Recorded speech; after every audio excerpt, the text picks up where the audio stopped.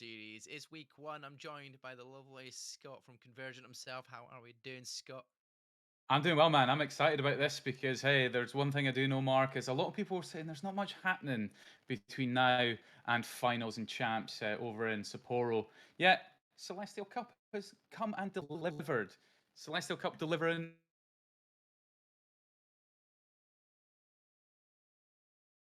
Uh,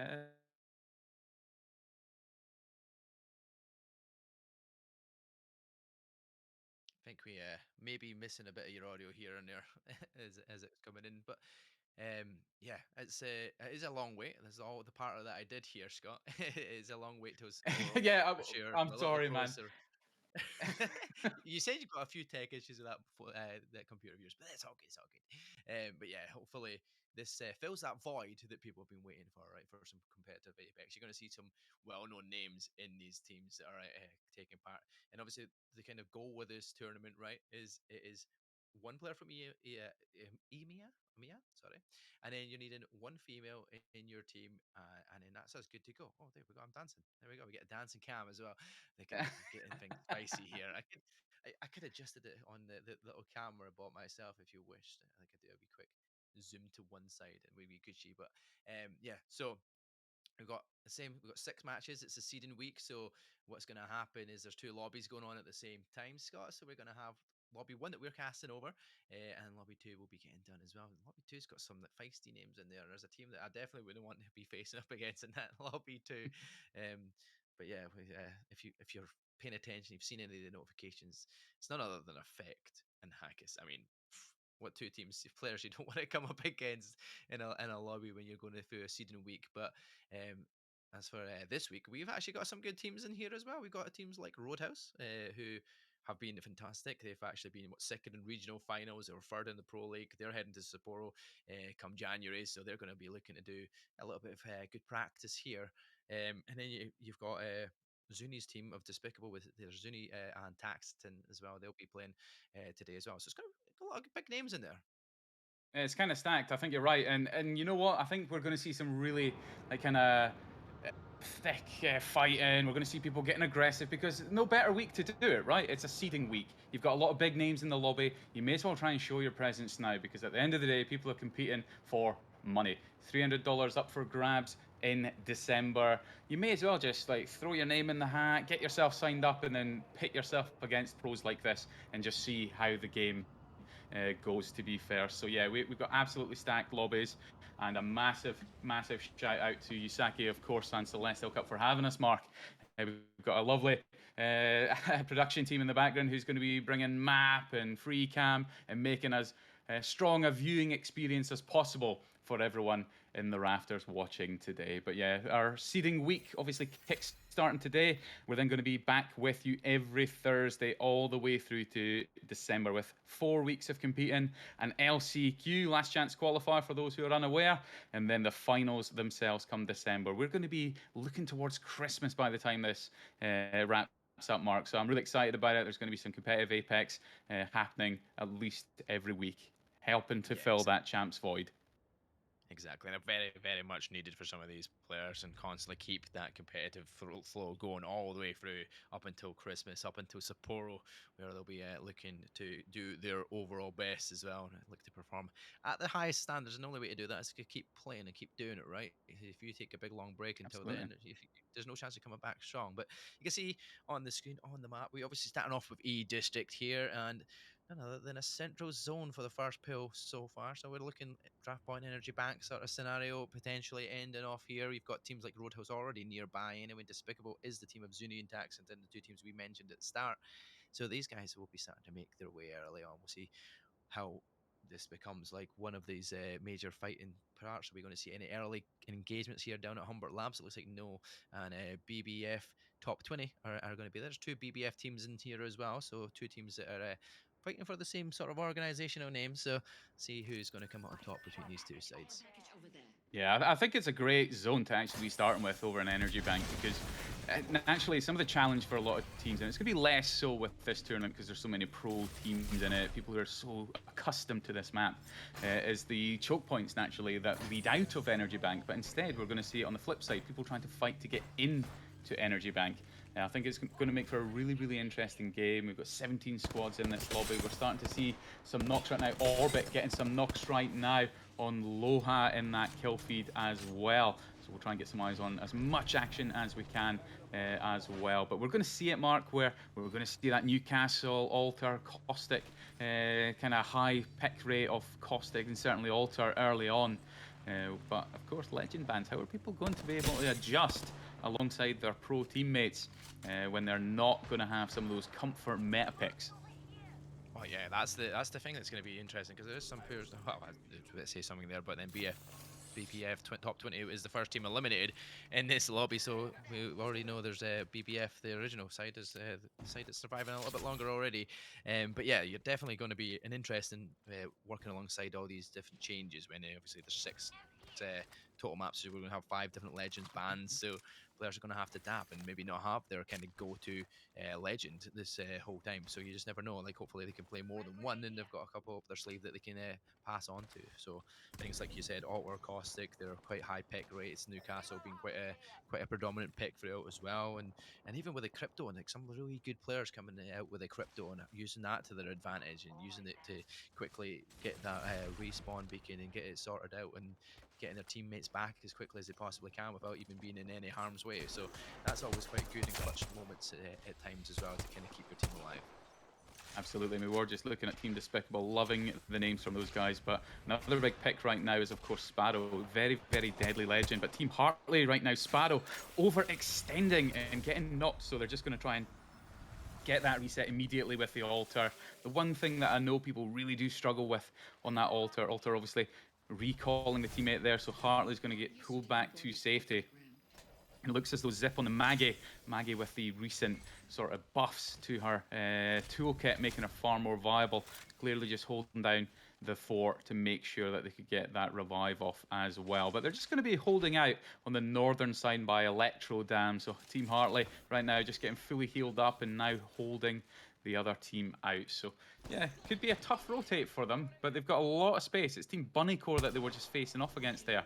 They're going to have opportunity to either take the fight. It's going to be isolated, Mark. They've got the means to do it.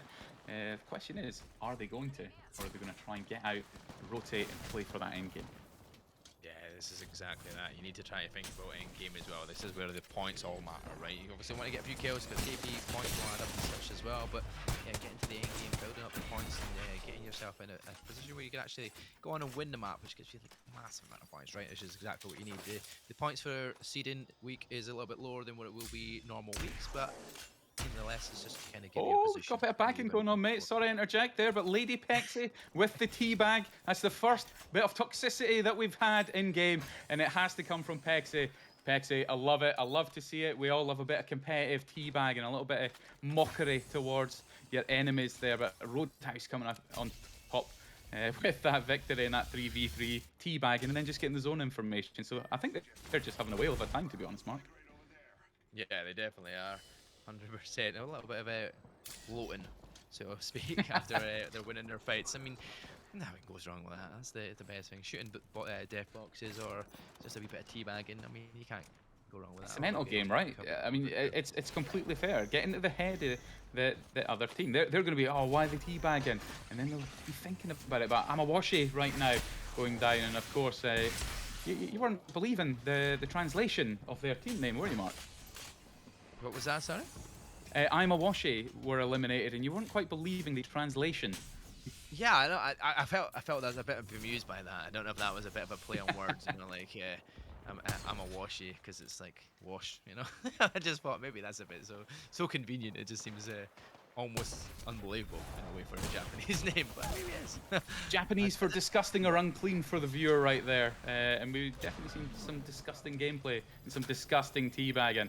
But Cintrix right now in trouble, as it looks, Mark. But utilising the Wraith, and I've really liked the Wraith pick, certainly since the Ashe nerf, as it may be. I've felt Wraith has made a nice return back into the competitive choice. But Kyrie right there with a really, really nice beam, and BBF are also down. It's only round 2 and 12 squads remain, Mark. So as we were saying, we're expecting it to be quite thick and fast in those early games while people just try and suss out their opponents whilst also trying to get an early start with some of the points. But Pexi is down, so Blast and Aku just going to try and do some damage and bring them back as well. But lovely little mop up there on Excuse and Deodora right now as well. So it looks as though they'll get Pexi back quite safely and be able to re-engage back in Energy Bank. Yeah, exactly. Because yeah, you don't want to be losing any members early on. Like, 2 main fights are possible. You can get the respawn, you get it done, but as soon as you get out of the way and get yourself back into the action, then back to a 3-man squad, you feel a little bit better, right? You feel a little bit more comfortable around the map and stuff. You're not like kind of watching your back a little bit more, but everybody's still starting to make rotations round, right? We've still got plenty of teams and plenty of space now. With it, like we said, it's still only round 2 that's that's in the middle of Yeah. closing. We have so much room, so much place to play around here in E District with only 12 squads remaining. So teams like Roadhouse, they're quite a distance away. They're still over at Galleria, Despicable. They're out just over towards the square, Neon Square. So they're a wee bit away, but not too far. They're just kind of getting what they need, getting all the resources, because that's what they're going to need for endgame, right? And that's where it gets more important. For sure. And Gru, Bob, and Kevin coming all the way around, trying to come in that southwestern side, which is actually being kind of held out right now, but it is being held out by a lone Sabs on PLX. So has to be kind of careful here. Just try and get some information, maybe do some damage.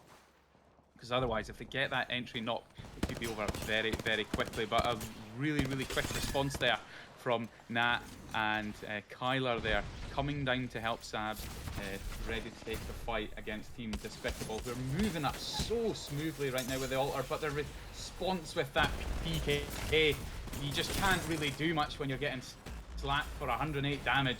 Team Despicable trading some good damage right now, but Bob and Gru just trying to stay on their feet. It's going to be down to a lone Bob right now. It is a 2v1 situation, and Despicable go down. Yeah, that was it. That's unfortunate for Despicable. I'm looking at the names of Despicable and who was actually named on the list of players, and in my head I was like, wait a minute, that doesn't look like anything like the names of the list that we're shared here. I think they're just using the alternate accounts here and changed their names just so they don't get seen on who they are.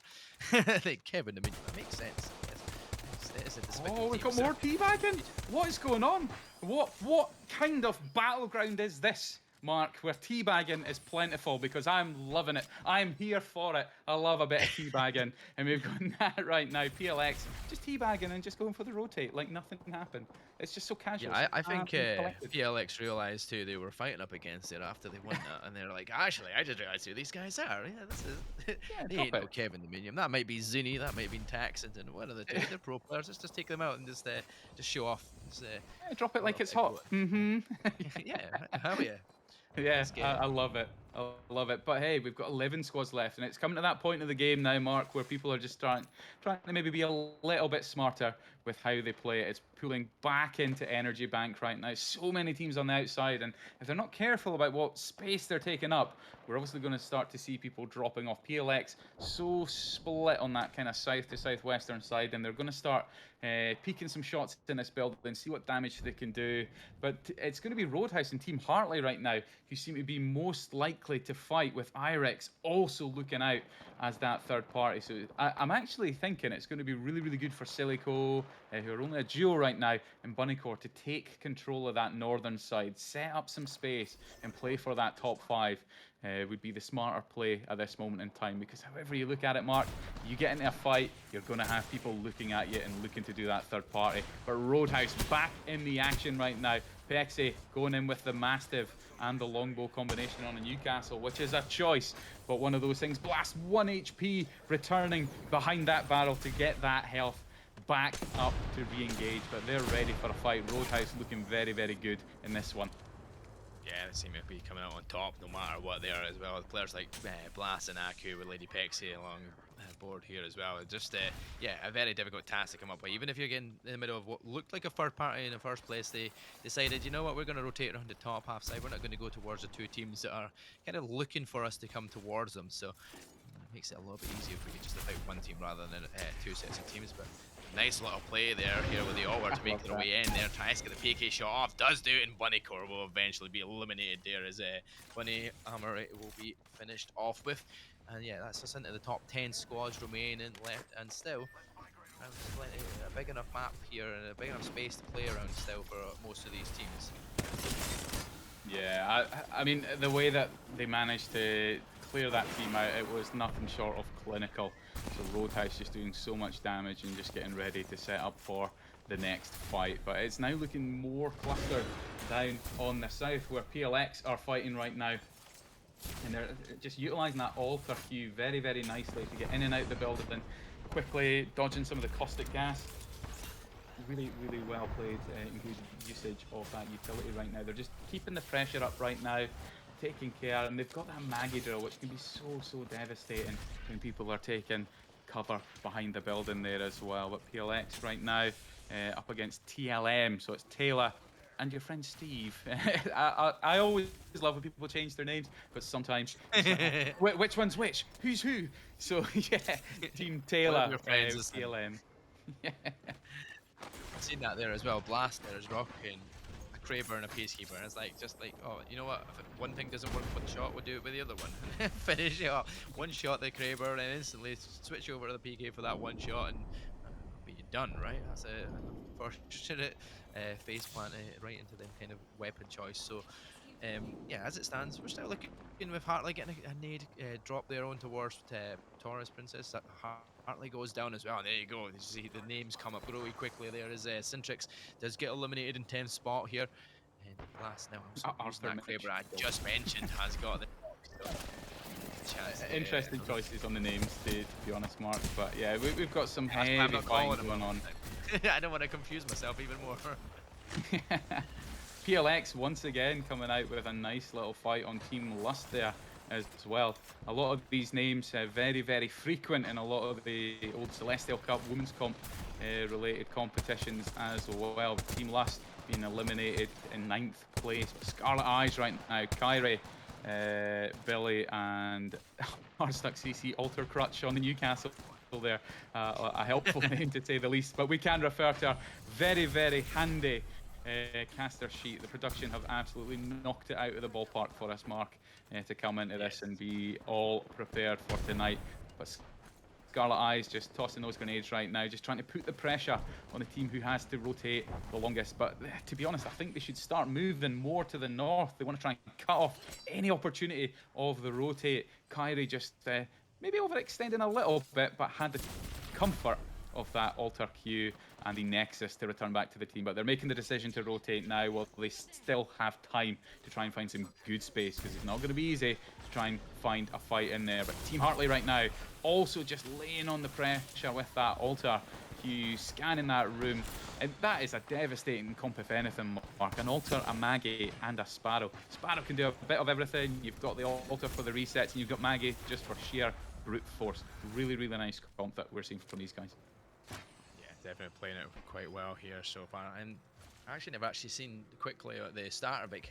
Just by looking at what we've been watching, there's been a lot of alters actually being played, so maybe there's a chance that alter could be the next one, because a few of these teams still having that. Also caustic being used quite a bit, but yeah, that was a good setup of Legends, definitely. And good shot there though from PLX here as Sam jumps up looking to get the one over that Newcastle wall. Another 8-team hit there as well, so there's a chance now to use that gas canister to get themselves in. Gets the knock on towards Blast as well. Now an opportunity to try and push in to the team of Roadhouse. Can they finish them off? Can they get the kills? There we go. The Roadhouse do get eliminated.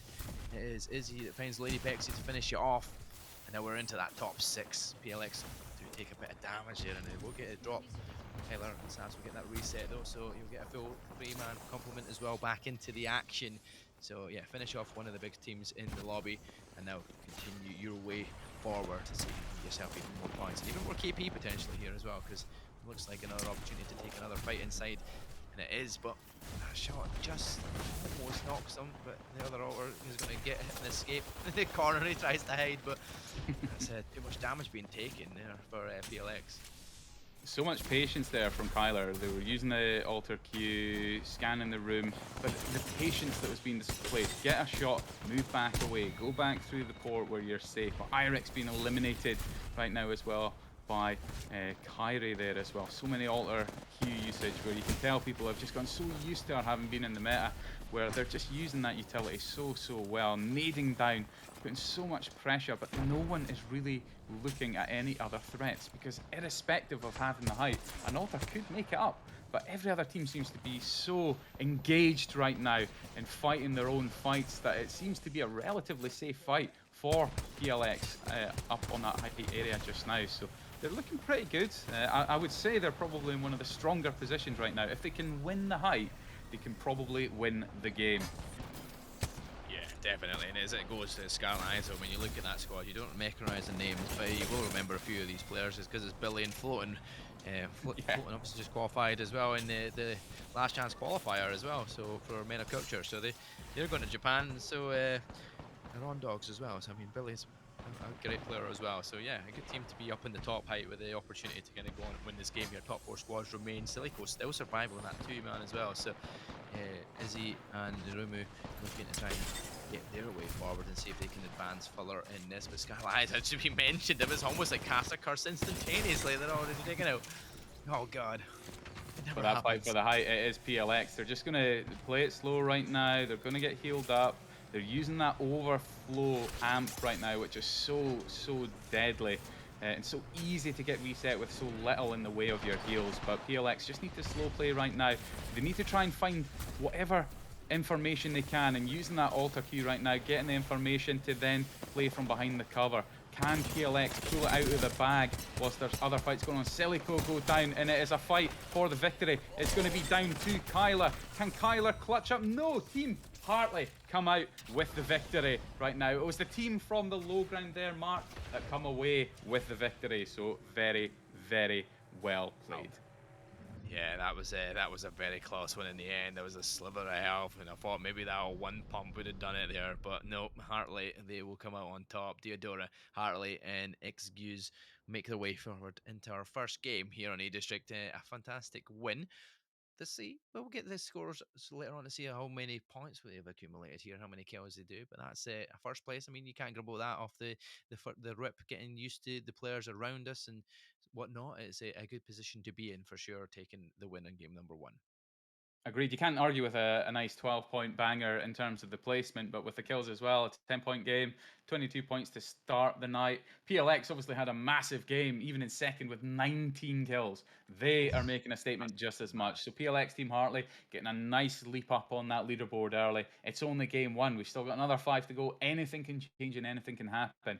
I think teams, like you were saying, making a statement early on, but now they're going to be understanding who's in the lobby, getting a feel for the opposition, and maybe even getting a sense of how people are going to play, what skins they're using, and maybe start to be more aggressive. Because sometimes in Apex, it really is just a case of if you're initiating those fights, 60-40 chance of you coming out on top because you're the first one doing the damage. It's the utility that saves you.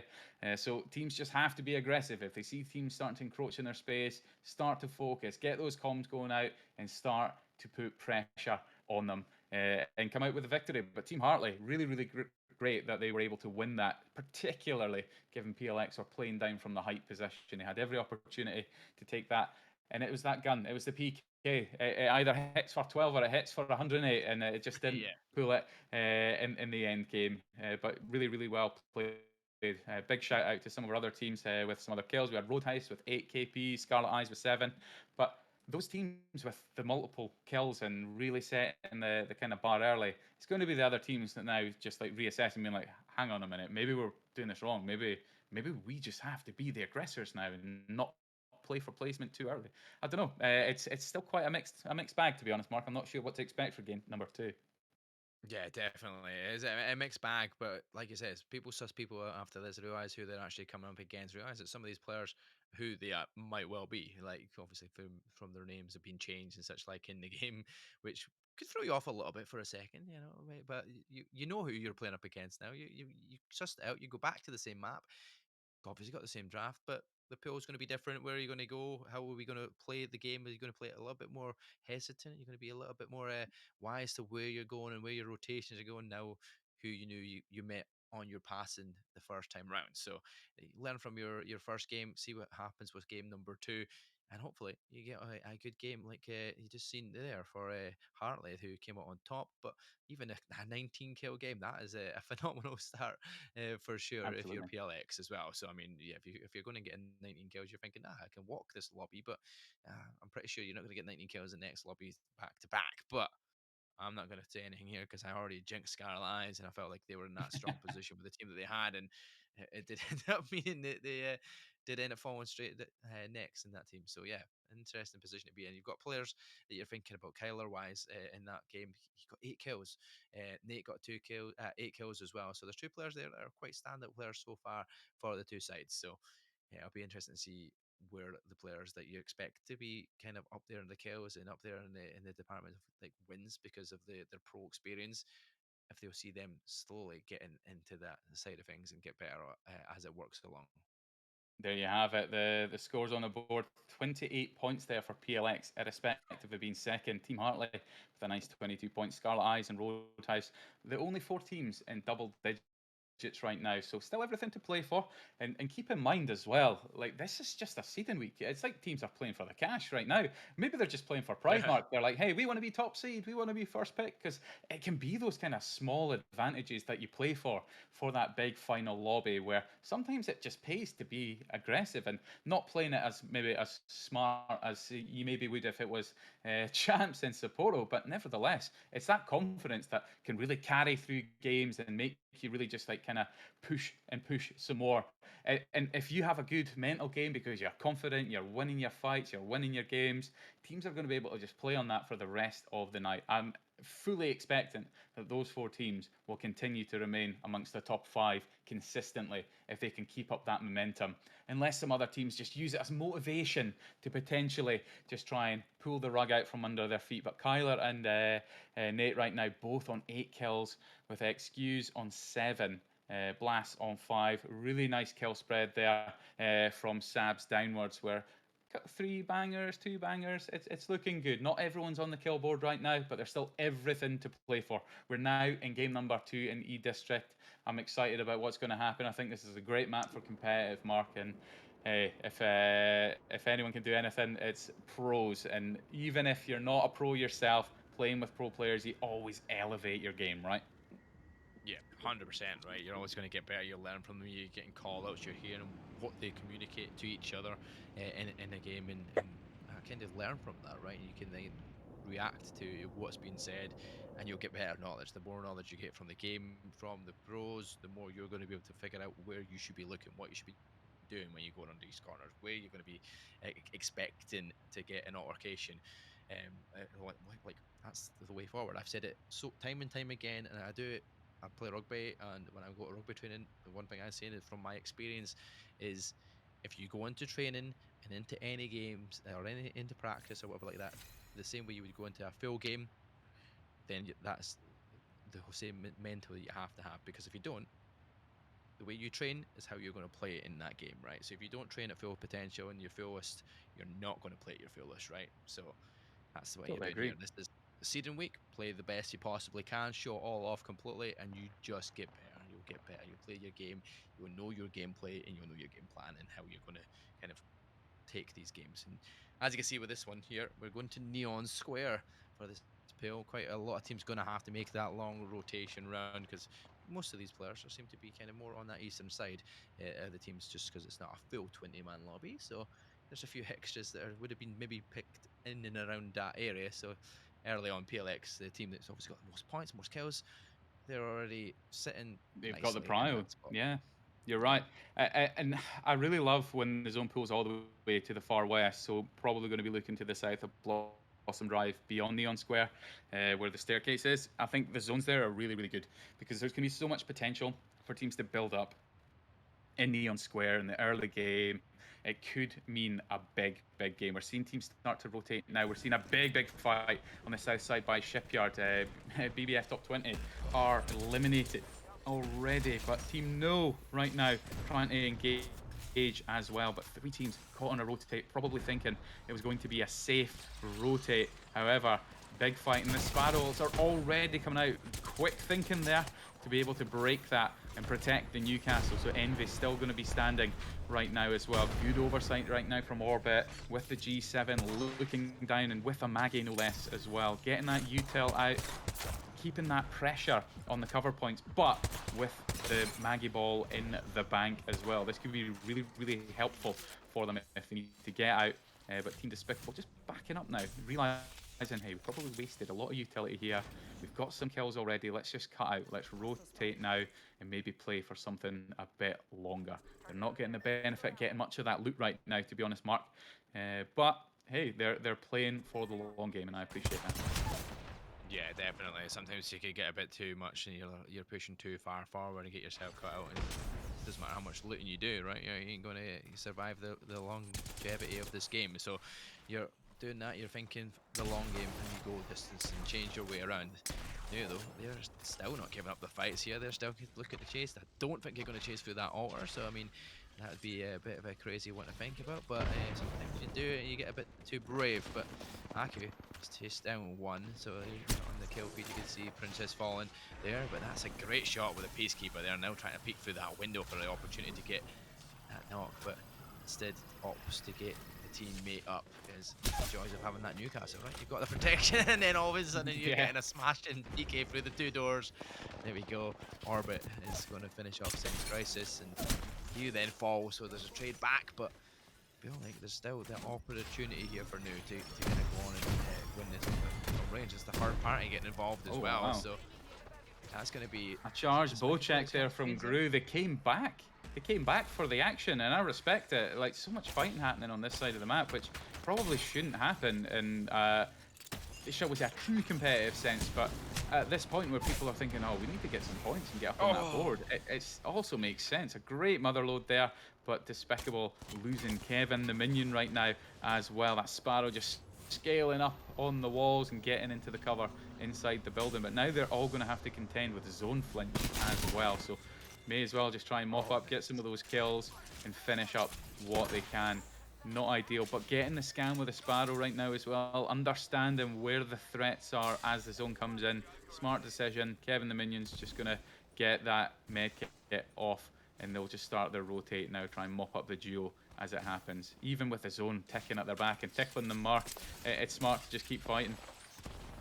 Let's see if they got the movement to get out of there. They're chasing it down, looking for that extra KP, and Futu will fall. Gru finishing off the kill, and that's going to be, I say it's the ring because it was so close to getting out, but the ring will just finish it off. And now you've got that opportunity, right? Despicable feel like they've got themselves set a little bit. Now just need to get the resets here with that health and get back into the zone. But good couple of kills going for them, and a better way than it did go the first game, for sure. So last time no kills whatsoever. This time starting off with a good couple of kills in the lobby, and that's players like Taxiton and Zuni, so you know them fairly well, right? So these guys, they know their way around the map, right? They know their way around Apex. They know how to play this game, so they're definitely going to get themselves warmed up now after game 1 and looking a little bit better here in game 2.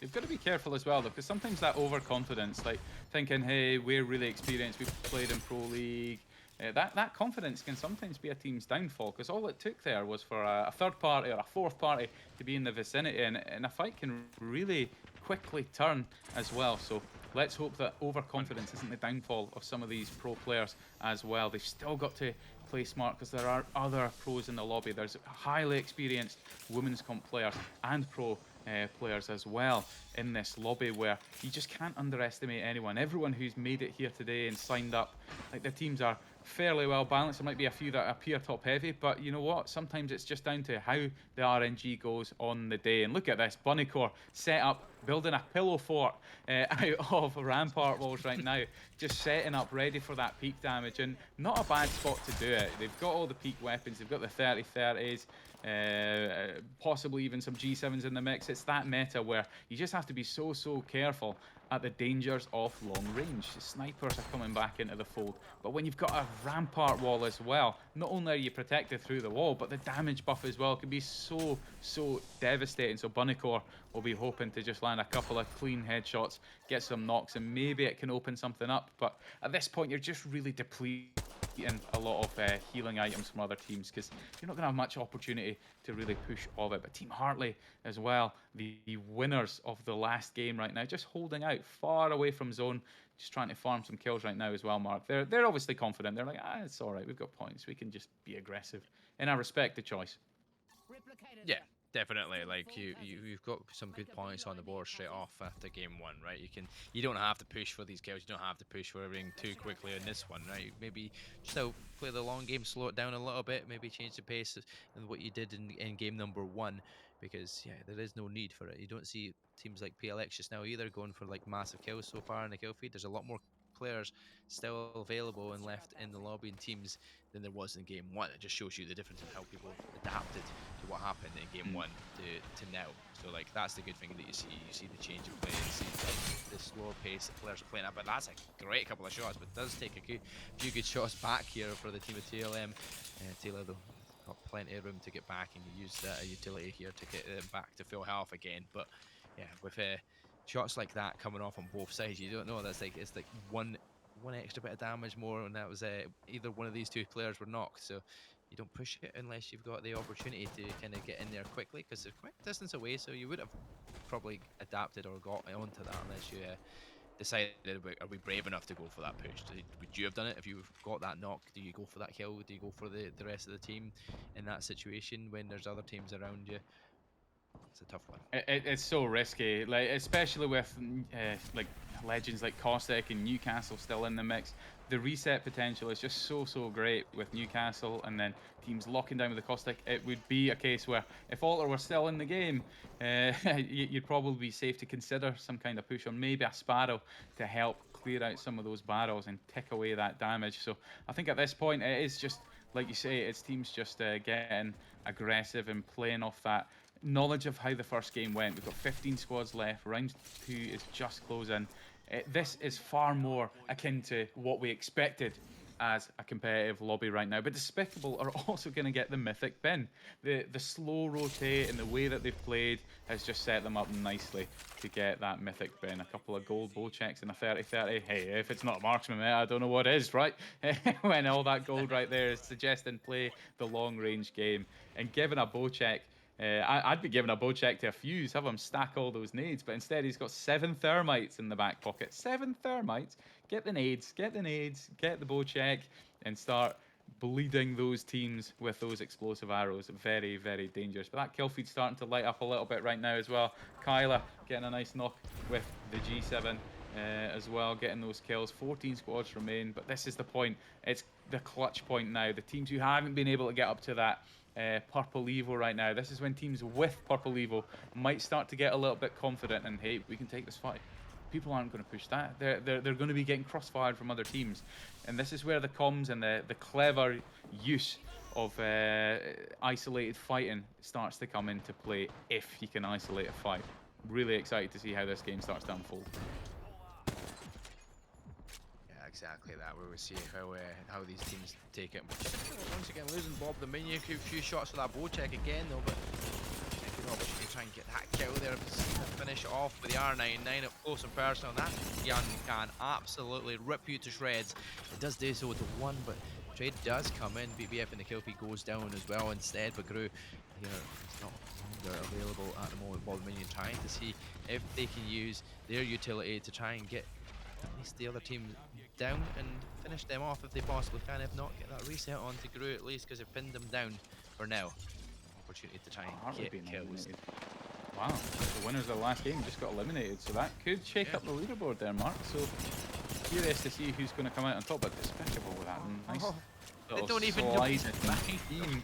That's unfortunate. There. Just getting sprayed on from behind and facing everybody else the other direction. It's easy pickings if you're a Gru. R99 up right behind him.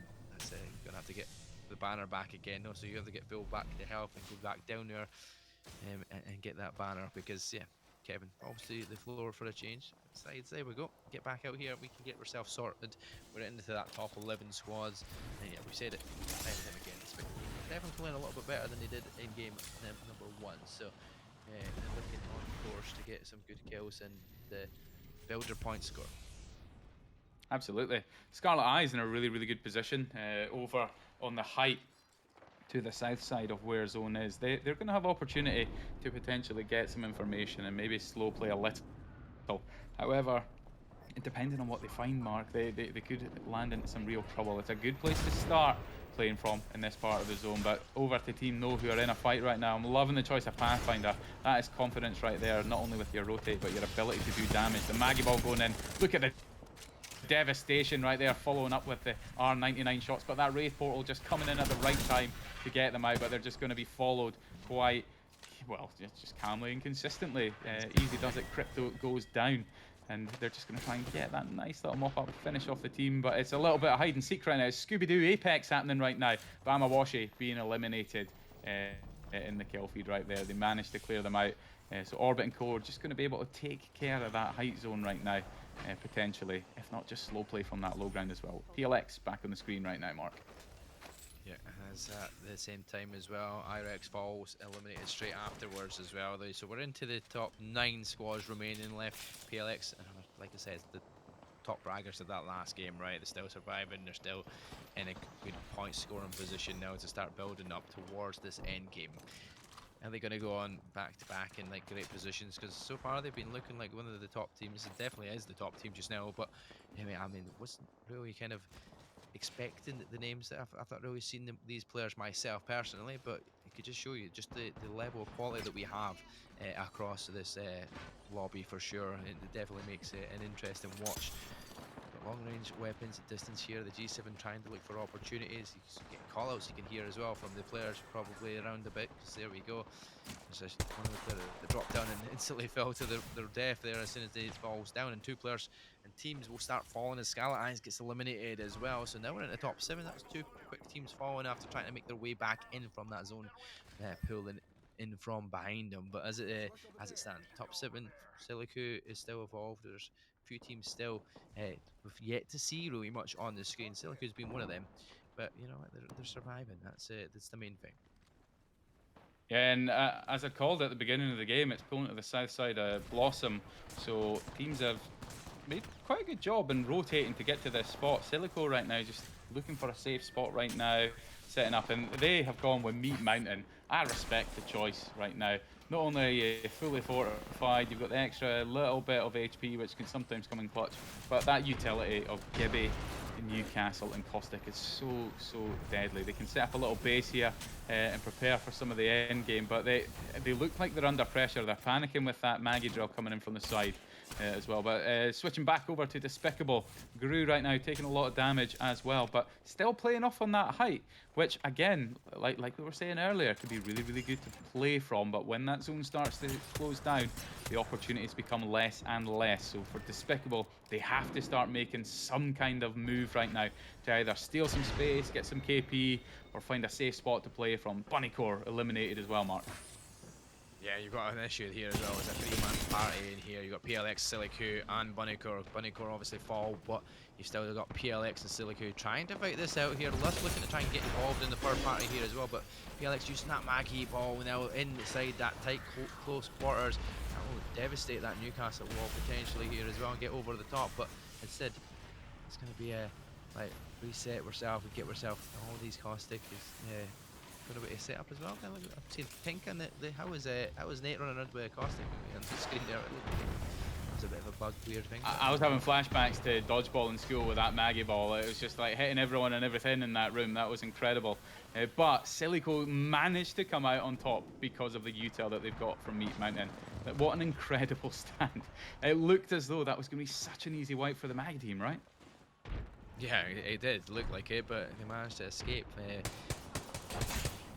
On the other side, you're watching TLM, they're trying to get cross shots, not realising there's 2 teams in and around them as well. Syntrix below them, Despicable rotating in around them as well, so this is going to be an interesting three-way fight. There's 2 sets of threes, there's 16, and there's 2 buildings, right? 3 and 3. It's going to be a battle to get superiority over your building, and then you fight for that middle ground in between the 2 buildings. It's going to be a great ending for sure between these 6 sides, and who's going to come on top. This have been looking hot so far. I feel like they've got themselves into a good rhythm, but can they go on and finish the team below them, which is what they're looking to build upon, try to give themselves opportunities. Taylor Swift lover does fall to Bob the minion. This is just the greatest things to call out for casting. I can't lie. It's sometimes so surreal being a caster, right? You just say things that, oh, that wasn't on my bingo card for a sentence today. So yeah, but great position that Despicable find themselves in, having taken the height of that build, and that's the opportunity they were trying to create for. But Sky needs a plenty right now, just trying to torture PLX right now. And Nate just losing so much HP, then being ticked by a Maggie drill. But they've got so much space, they've got so many floors, they've got the roof, they're going to get fully reset. Silico doesn't seem to be interested in engaging with them right now. Someone's just got to keep watching the stairs because they could be in for a real surprise. Just like that. And there you have it. It's only Izzy right now taking so much damage from above with that R9 spray coming down from above. But seeing more action in the kill feeder now, just taking care of Taylor. And we're seeing more Maggie balls come in. Sparrow ults are plenty as well. That Stinger bolt is so devastating. If anyone needed a nerf marker, it wasn't even Ashe. It's probably Sparrow. But as is the custom with new legends, they just have such a high impact when they first join the game, and Sparrow has just been that.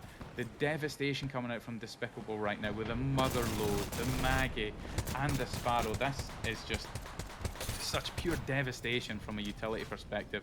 And they're playing such an open space. They're holding so much space aggressively that they're just standing like exposed on the one side. That's what I think is strange about it, is they moved out of the building early, they got to that final zone area early, but you know what, they're doing a good job to kind of stay alive there and below it and make sure that everybody's going to have to come to them, right? And that's exactly what they're hoping that happens. So Syntrix gets eliminated. We're into our top four. You've got a few fights coming up from Despicable, but PLX will fall, so they won't go. Might still go to the top depending on how many kills we've got here, but Despicable trying to finish it out and try to get the closing in here. There's one down groove, down to minuscule HP. It's a battle for it, but it's going to be Silly Cole that comes out on top. That is such a close ending there. Despicable, solid game, but you know what? When you're that low on HP and you've got all your team down, you have to hit your shots after that, and it's difficult to deal with. Silico come out on top though, with the win. Despicable with the most kills probably in that lobby, not far behind it though would have been new, or no. Well, I say new because it's double O's, right? So I will say new. But yeah, fantastic fraggers at least for them two sides in that lobby. But yeah, a good ending for Silico. Despicable surprising actually after doing that, because when I was watching that and they went there early, I was not expecting them to survive as long till second when there were still five other teams around them, a way to close in on them. I thought they'd have been the first team wiped after that. But they held their own, right, inside that open space. And like you Yeah. said, they used that mother load. They kind of zone kept everybody else so they couldn't get out of their buildings to make that way. So hopefully they were taking damage from that storm from behind. And then when they were making that push, you had obviously the teams that were above each other fighting as they got their way into that open ground. But as it stands there, PLX still holding that top spot. 28 kills in total overall, 42 points scored. Silico Not after the bad win at bumps all. them up to second spot. That's not bad at Yeah, all. Yeah, completely. I mean, I 42 respect points, it. the Silico, difference. It's crazy. they may not be on double digits for kill Silico, but they played it so well, and it was just staged in phases. It was really great. But a big call out again. You were talking about Despicable's ownership of space in the end there. That I would have loved to heard those team comps because it was just such awareness. They were just bullying teams on the south side of that zone with fuses, motherloads, sparrow darts, everything and anything they could throw out there to just allow them to be so exposed. It was really good situational awareness where they were just bullying that team on the south because they were just forced into a situation where they were constantly healing to be ready, where other teams were just fighting. It was really well played from the Despicable squad right there. But big shout out again, of course, to PLX. As you say, they're still keeping the top spot on that board comfortable. Now, a special rule that we'll announce later as soon as we get the nudge from production is the deal prize. As much as it's a $300 prize for the winner of the entire event, there's a special reward where every team goes into a randomizer every week. And if that team is selected in the randomizer and wins the entire set of the day, they're getting a shiny $60 prize, so $20 a piece. Everything to play for. If you're that team that gets picked, whether you're one of the favorites on the day or maybe not so much one of the favorites, it's worth just bringing your aim because you can walk away with some extra cash. Yeah, always love a little bit extra cash in that back pocket just for turning up and being that lucky when it gets that opportunity. We'll lose Scott for a second, but we'll take control of things here going into it. But yeah, that's a very interesting, an interesting prize opportunity as well here. The DU prize. It's actually, I'm sure when I looked at it, it was based off of their cat's name. I think is what they were saying. Is their I might be wrong. It's a cat or it's a dog, but I'm sure it's a cat, right? Oh, not 100% sure on that, but I'm sure they'll keep me right in that production side of things. But welcome back, Scott. Good to see your face Yeah, again on the I'm screen here. But so sorry. I'm so sorry. I even went to lengths of ordering a new PC last week because this one is on it's flatlining yes, tonight, and I'm so sorry to production. I was hoping the new one would be here by now, but we'll get through it. We've got the power we of the will. Yap, right? And we're here to watch the players, not me. So thankfully, I've matrix dodged that bullet.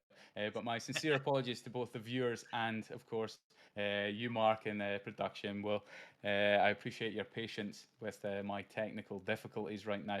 But what a great game. But we're moving over to Stormpoint right now. And this is just the accustomed competitive map, isn't it, Mark? People are going to be so Oh yeah. comfortable with Stormpoint. Is it going to be the same? We're going to see an aggressive game one in Stormpoint, and then it's a more passive game number two because people are respecting their opponents, or do we think we're going to see another big end game like we just had? I'm thinking now that we've seen these two games, right? There was a big difference between round one, right, to round two, and you see how there's more and more players and more teams still available as the rings got smaller and smaller, and it got even at the end you had six in that like almost that last pool, right? I think we're going to start getting to that on a more accustomed level now. I think we're going to have more of the teams kind of fighting out till the end and holding to try and see if they can get the points and the placements because yeah, they're needing some points, right? There's some teams there that are still yet to kind of get something on that leaderboard, right? And they'll need to be thinking, right, if we're not finding them in kills, we need to try and keep ourselves alive, try and get to that end game, try and build into that points. Then obviously we need to get kills along the way potentially to try and get into that end game, but that will come with as long as you're getting the rotation sorted. But Stormpoint is one of these ones where there is plenty of opportunities. I feel like, right, it's a very good map for competitive. I feel like it's one of the better ones as well. Just like you said, E-District's one of the great ones because of the opportunities that it comes with. But I think Stormpoint has always been like a staple, right? And it is, Yeah. and I think it forever will be a staple in Apex scenes for sure. Because I do love watching some of these massive fights down at Cenote or Barometer where they're just like you've got like little island, everybody's trying to fight around it, they're trying to get their dominance, and all of a sudden you're stuck in the middle of the water area and you're trying to get across to the island because it's the only place that is going to be safe. And yeah, they come for really good fights for sure. I'm really looking forward to seeing what these teams bring to that one. That's where it's going to be an interesting game. As we pull up the leaderboard here for the Kells, Nate and Tyler, they're just looking absolutely perfect. Double figures so far. That team is just absolutely gunning their way through the lobby so far. And if they keep that going, their points will just keep accumulating as that team is leading up at the top at PLX there. So yeah, they've had to Kyler's had to use two different uh, legends, but I mean they still stuck with that Maggie, I still love staying it. alive with it. Seeing a Maggie up top, and it's been what since season 11 or 12 since Maggie joined the game, and now seeing her start to appear in competitive because of the generous buffs, it's so nice. I've always envisioned seeing those Maggie balls being thrown around, wrecking ball throwing people into the zone and stuff like that. But seeing it in action at such a high level of play these days right now is so nice, and I'm loving some of the changes to the meta and adjustments that come along the way. So fair play, 13 kills with a Maggie, which some could argue is off meta. Maybe a conversation to enter the meta. So yeah, much respect. 13 kills on a Maggie. That's just pure confidence and aggressive play with 6.6 k damage. That is just Wow. incredible. And you see it again. Number two, Gru, also a Maggie. We've got three Maggies. Four, sorry. Four in the top 20 for damage, which is just incredible. And it just goes to show that the Assault Legend class is really just coming into its own with a lot of the changes that we've seen in recent seasons with Apex. So can Maggie stay up to the top though? And big shout out to Sabs because being in fourth place with a controller legend, that's it's pretty good going. Like you're meant to be the one Yeah, holding down space and like creating space for your team. And we've seen it with Sav. She's been holding down a lot of those choke points in E District as well. But to be up there with a controller legend in damage is a real testament. Same with Billy in number 6, 3k damage on a control legend with Newcastle. Not really traditional fragger legends, but we're seeing people just so confident in who they're playing and how they're playing that they're making a huge statement on the damage leaderboard. yeah, definitely. Well, speaking of these controller legends, the Caustic, sadly for Sabs, won't be getting any more damage on that kill feed because they are now our next ban going into game 3. We're heading into Storm Point, ladies and gentlemen. It is going to be a fantastic matchup here between these sides. It's all like the top of the leaderboard, top fives, been switching. PLX have stayed strong game 1 and game 2. So lobby 1 just got some information there as well as it stands, right? The one that won that randomizer is Team New, or No, whatever you want to call it as, I'm sure. But they are Okay. your randomizer chance. So if they go on to win today in this lobby, out of the next 4 matches, they'll need to try and get a few more points because they're sitting in 5th at the moment. So they're not far off. So I mean, good start to know that you've got the chance to win that 60 and see if you can get yourself. Talk That'll about give them a bit incentive, of right? encouragement. Yeah, exactly. Top 5, a chance to win some extra cash, and big shout out to the generosity of the Apex community for not only bringing together this event but also putting their hard-earned cash towards it. Certainly never been shy on doing the same myself in the past. So yeah, big shout out to everyone who's donated for this incredible event, and a big shout out again to a lot of the production efforts of Yusaki and team, because it is just incredible to look at, seeing all the damage leaderboards, the maps, the lovely transitions that we've got, massive. But it looks as though we're going to see some fighting breaking out either in Jurassic or indeed over at Lightning Rod. Team Hartley and Scarlet Eyes right now facing off for supremacy in the northeastern side of the map. Yeah, these are two big teams that have been performing really well so far. Team Hartley sitting in 3rd, Scarlet Eyes in 6th so far after 2 games. None of them teams want to be going down first, and that is definitely not looking good when you lose one player already. The rest, are you going to try and get out of there? Are you going to try and fight this off? But Team Hartley, they're not giving up that ghost. They're looking to chase you down. They're looking for that full wipe and getting that free KP early on. That's a great crack as well. 50A, that's going to be right. Bill send it. Let's look for it. Turns around Peacekeeper from the zip line as well, and there you go. Make sure that guy is downed and done. Absolutely clinical, and they've got the bonus of having the lifeline as well. Team Hartley using lifeline, Pathfinder, Maggie. This is a comp that is designed to do damage, fight fast, and take care of teams, and have that ability to either get out of dodge if you're fragging on the path, or indeed resetting with that lifeline. But PLX now in trouble. They've lost Kyler as well. It's a two-person situation right now. Also down, it's going to be down to a lone Sabs on Watson. Not looking good for who's on top of the board right now. Can Sabs get out of dodge, or is she going to be hunted down? The Sparrow in hot pursuit right now. A lovely Skynade to try and slow the push on her right now, but this could not be good for PLX right now. The confidence of the other team right now to be throwing out the util, but being on Watson is such a good legend if you're being chased, because the opportunity to chase through those fences just makes it harder and harder. So fair play to Sabs getting out. Can she get the reset and get her team back in contention to fight for another top spot? Yeah, just setting up gates. All she goes to try and get herself out of the way and out of harm's way for sure, and try and get that team reset.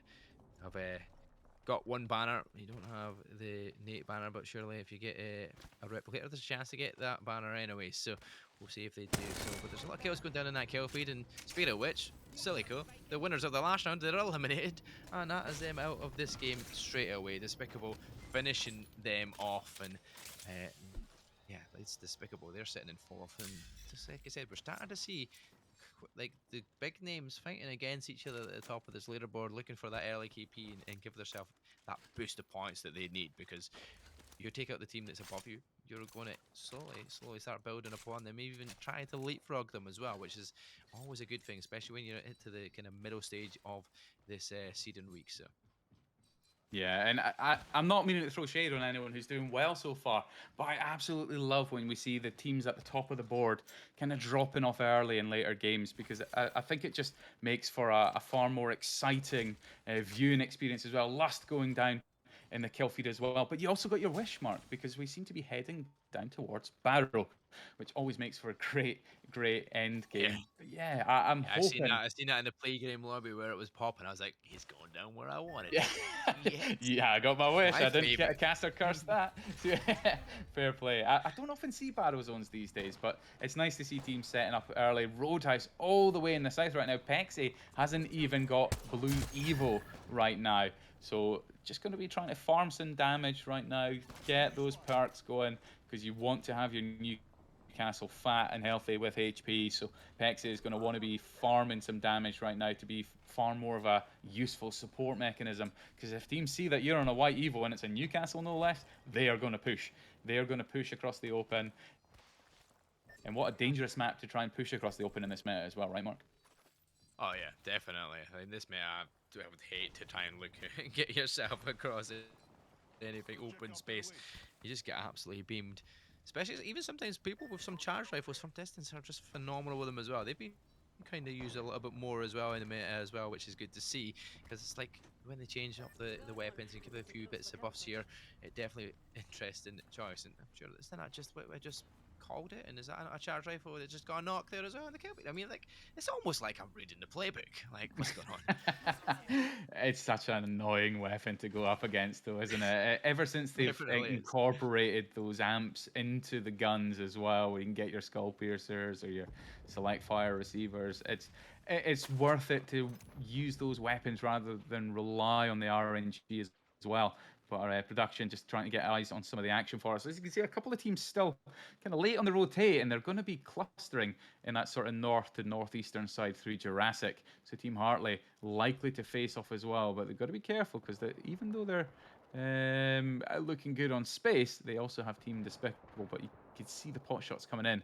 Team Hartley are fully aware of who is encroaching on them right now. So Despicable walking up right now on Team Hartley Amawashi. Team Disgusted Japanese being eliminated in the kill feed as well. But 12 squads remain. We're seeing some overconfidence. Some nice shots with a G7 there from Gru Diodora right now going down.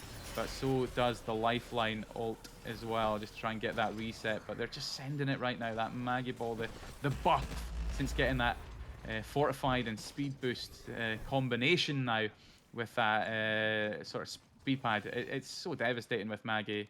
And here comes the hunt. It's Oh, like fox if only hunting he can right hit now, his isn't shot, it? so Yeah. that's unfortunate. Unlucky. That would have He's been got it. some sort of That'd have been the carnival gun shots he there. needed. Yeah, it's like din, din, din, din, din, boom. Oh, yeah, Yeah. I've just bent the barrel a little bit there, and we're not going to make sure these shots connect. But they'll get 36 tag. But I'm just going to give it another wee thing. Lobby 2 obviously is currently going on at the same time, right?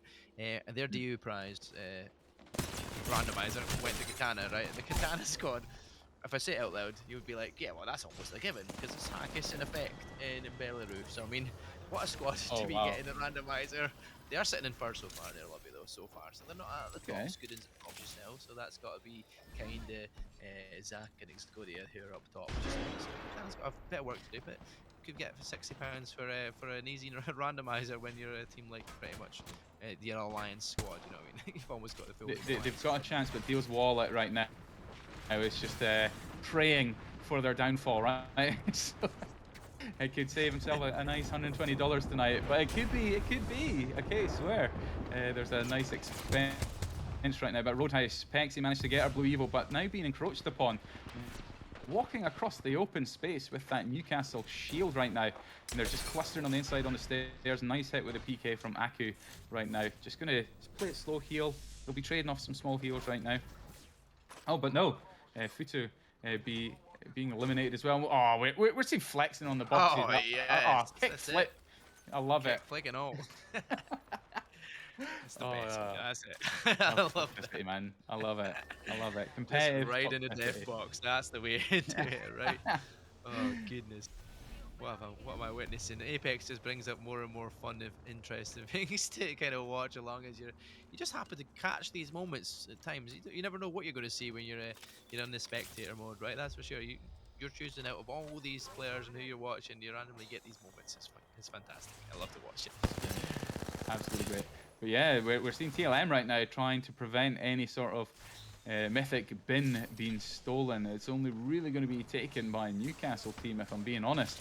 But PLX, we've seen before, rotating all the way from the bean side. They're obviously playing slow and wide right now because they're already top 10. Even though they're first place overall, top 10 in this game, they know that they can just play relatively safe and like come in from the western side, play over the bridge and buy the nut, and they'll probably be pretty clear for the end game as well. But they're actually went all the way around by Sinnoh Cave because they've been held out by PTS Burr with Sigma King, Ray and Chico right now holding that bridge area. So teams are very nicely spread out right now, Mark, where I'm not expecting we'll see very many fights right now. More just pot shotting and just depletion of those healing resources. Yeah, exactly. I'll send you a wee quick message there, Scott, just so you can have a nosy, just in case you can share your map feed, because I think we've lost our map feed elsewhere, because I'm like, oh, where's that rotation? I can't actually see it. Yeah. Like looking at it, but there we go.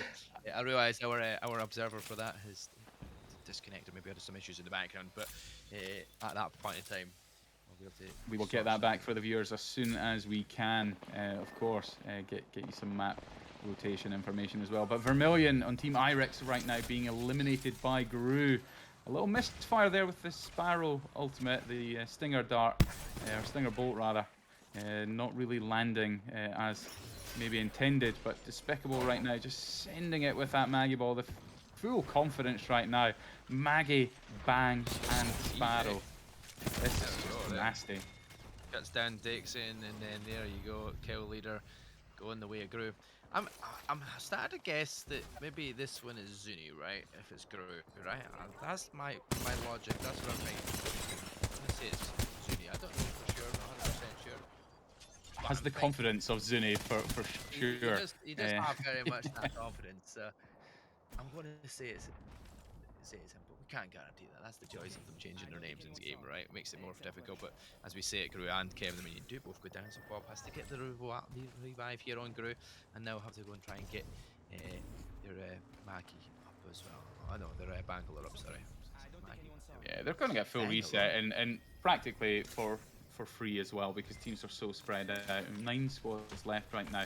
And we've got PLX in trouble right now on your screen. Sab's getting that pylon down just to try and cull the amount of nades that could be coming in, but PLX being eliminated. Really nicely done as well. Like they've just got caught too far with the zone at their back as well. But we're going to see Sigma King, Chico, and Bree just try to walk in right now. And the team who took this building, an old favorite of mine, this zone pool, because it can be so dangerous. The teams that set up in battle have such a difficult rotate across the open space. It is practically impossible when there's so many teams. But we're going to see Roadhouse and how they try to contend for whatever space is left right now. Blast right now with a really, really nice angle, shooting through the edge of the wall right now. They're contending with Skynades as well. This could be bad for Blast, but they do have that Newcastle and a quick reaction right there, setting them up nicely. Pex is going to be holding those stairs to prevent any kind of walk-up, but she's taking so much damage as well. Nice little peek there with the PK, maybe a little bit overconfident. She's going to try and get that bat off now, supported by Blast. This is just tagging in and out. It's like a relay race of the PK shots going down into that lower floor right now. But Despicable lost Bob the Minion. It is just Gru and Kevin right now, and they have a Kraber no less. This could be a real game changer. Going for that YouTube shot, Gru. Going for that sly no scope, and if that landed, we would have caught some magic right there. But that is confidence right now. They know they're doing well in terms of damage. The drill coming out as well. This is just clinical Maggie play right now. It's really great to see. Yeah, it definitely is, and with that opportunity to go for that Kraber no scope YouTube clip, that has definitely got to be insane, and definitely as a Zuni, Kevin is going to be Taxington. So good to know who these two members are. There we go. That's a great job with production. I had a rough idea that was where it was going. We got it right. It was a good guesstimate just from his gameplay, which is shows that I've been watching when he was on Team Nemesis. Team Nemesis fanboy at one point, so I mean, it comes in handy watching plenty of the Yeah. Nemesis boys when they were No, but all Roadhouse being performing, eliminated, and it that was fantastic. they just didn't have the space there, did they, Mark? TLM just watching on that height. They were locking down that space. Bunny Nico really on side of damage, but they them Having to a tough stay issue there. safe. So from you there. Did you You lose okay me? there, Sorry. Scott? Are we Oh, I'm sorry, we're man. losing you a little bit here and there, but it's all right. Syntrix is having to keep herself occupied here while we're in the middle of the island. You've got TLM still dealing with Despicable. You've got PTU, SBR, and Nu, who've been in that building for quite some time, inside of which a great position to watch over everybody else making their way into the middle of that zone, which is still going to be right up in the open. But in that meantime, Despicable will get shot down, and it's going to be Gru that finally falls to Steve's friend. An unfortunate person to fall down to, because Steve's friend sometimes he's not the guy that you want to be to die into, because he never really hands out. He's like the player, the person that just doesn't give you the doesn't buy a round. That's what I'd like to say. Steve's friend never buys a round. And look at this. Team No, the deal prize randomized winners are in such a great spot right now. If they can hold out the team on the northern side right now, they could be in such a good spot to potentially take the victory. And they need it if they want to play for that cash. But they're up against PTS Burr just now. They're laying down a lot of utility to try and get this walk up for free. A lovely beam there coming out as well. So Team No in a really great spot to try and get set up for a Nice. victory. A nice dive with that Newcastle by Envy, taking care of Chico. That was really, really well done. Fantastic utility to take the height and PK the Sparrow off. Really, really nice play. Is it going to be enough to take them? Yes, and they're going to get the Newcastle revive. This is really, really good for them. They just need to slow play. Lovely shots with the 30-30, but side shot not looking good. Going for the revive. Smart play. Just needs to hold steady. Someone needs to peak right now and prevent any further push. And hey, they're going to get a reset. I don't believe it, Mark. They're in such a good spot. TLM did not press off that.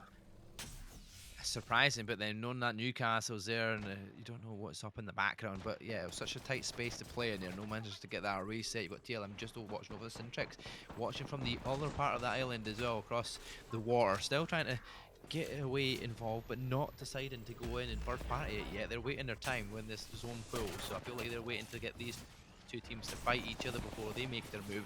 And knowing TLM hopefully trade blows and get really weak, so Syntrix have an opportunity to finish it, and that's exactly what's happening here. As TLM go on that hunt, looking with that Peacekeeper shots. Nu are eliminated, so no extra points. Not get finished in the lobby in first place. The deal buff isn't going to work for them to get top spot in this round, but now Syntrix has moved right to where that zone's going to be pulled, and TLM are still inside that building, have an opportunity to now try and close out this game.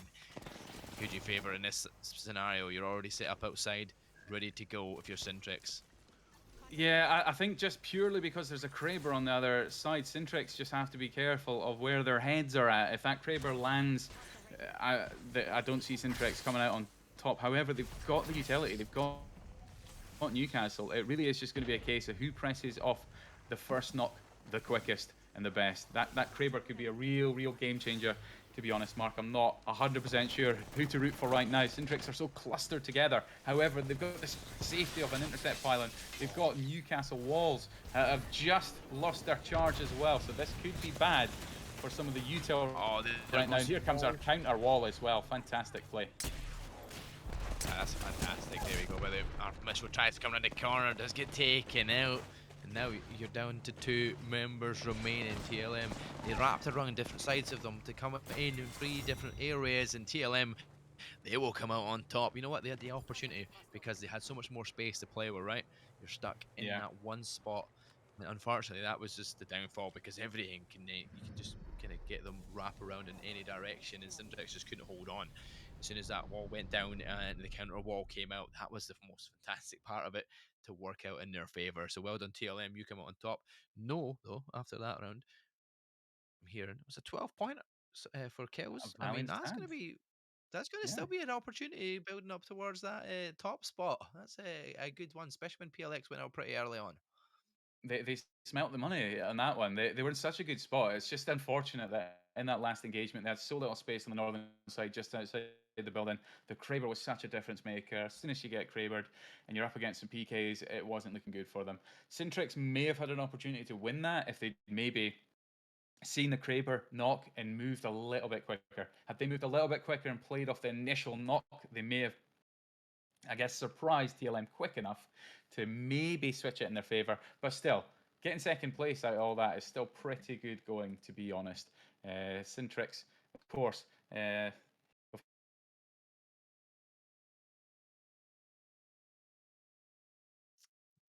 I'm Okay, very, very hello. sorry. Sorry. It's all right. I'm just like trying to judge of when you've disconnected and not said anything, Yeah. or if you're actually still going and still alive here. But we're fine. We got It's this. heartbreaking, man. Oh, it is. I guess it's heartbreaking. I love to hear your voice. We can't not hear the two Scottish voices speaking back to back to each other, rather than it being like a one sided thing, which is always good to hear. We do love a little bit of a harmony together with the voices synchronizing. That's what we wanted. And speaking of harmony, how well did Despicable play? Like that is a team that even when they were down to a duel, it was just shot after shot. They were just tagging in and out and in and out, and it's such a great display of high end play. And I'm loving to see some of the blends that we've got between some of the ladies tonight and their pro teammates. It's not over yet. You know, that was only game number three. We've still got another game in Stormpoint to go before we Halfway. switch maps Yeah. again. We're at the halfway mark, as you say. It's anyone's game. All someone needs is that one big game, similar to what we've seen in game number one with PLX. Sorry. Um, I just got it. No, I didn't get it. I thought it was. I was going to say PLM instead of TLM, but it is PLX. I had that right. My apologies. But Sabs, Kyler, Nate, right now, they maybe didn't have the big showing that they had in the earlier games. They were just clustered in that end game there, but they're still having a really, really good outing. We'll get those scores up for the viewers as soon as possible. Our production team working hard to get that ready for you, but really, really well played by our teams there. We're starting to see a little bit more spread in some of the kills right now, Mark. It was like pretty heavy to 4 teams in game number one, but we're seeing other teams start to maybe warm up a bit more and come out their shell a little bit. Yeah, definitely. It's good to see.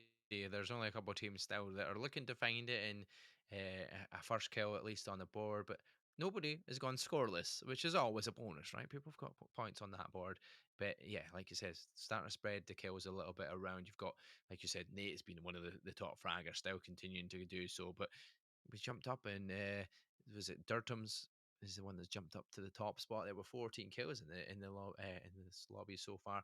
Is a phenomenal place to be in because he wasn't on that top five list after game one. After game two, slowly started to get somewhere.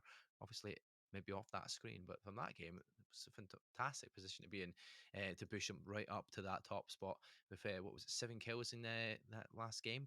So yeah, well, it could be jump up in that leaderboard and take that top spot up to 14. So you had 7 before it, you double up pretty much in one game. So a good position to be in, and going into game Yeah. four, we're going to have another ban, and it's going to be a Newcastle ban this time around. So we're not going to see them walls that was Wow. there in the end game to see who was come up on top. But the legends at the top are still going to show the same ones. That's not changed over with the Three picture Maggies, of the who they three played Maggies this with last game. damage at the top. Yeah, What is three going on mags. right now? It's just pure confidence with Maggie Crazy. play. It's just laying down that constant pressure with the drill and taking that damage. It's creating so many opportunities for people with either peak weapons or PKs right now. But game number four about to start, and that you know what, Mark? Just to follow on from some of your points there's some really excellent opportunities, and that's the beauty of Apex, right? I mean, teams might have had some big games before, but like you said, every team's got some points. All they need is to just get that little bit RNG, some really good coordination. They could be the next ones jumping up that leaderboard. And teams don't even need to worry that much. This week is really just about seeding. And we've seen it before where teams have gone on to win the night from bad POIs or considered bad POIs. So it's still not even that big a deal if you have a bad night tonight. If anything, it gives you a little something to go back, have a quick VOD review, say, hey, we know where we went wrong. Let's just lock in ready for the weeks that really matter, and let's start to push for that prize spot in the finals in December. Yeah, exactly that. You know what? Like this is like we said. You said there's plenty to play for. There's plenty of weeks to go come as well, and you're not. This isn't like you're done and you're out. There's nothing like that yet at this point in time. There's going to be two lobbies pretty much going all the way through. Right, there's always opportunities. There's a promotion relegation sort of scenario where you're going to have a main lobby. You're going to have a second lobby. The main lobby will have after the week is done.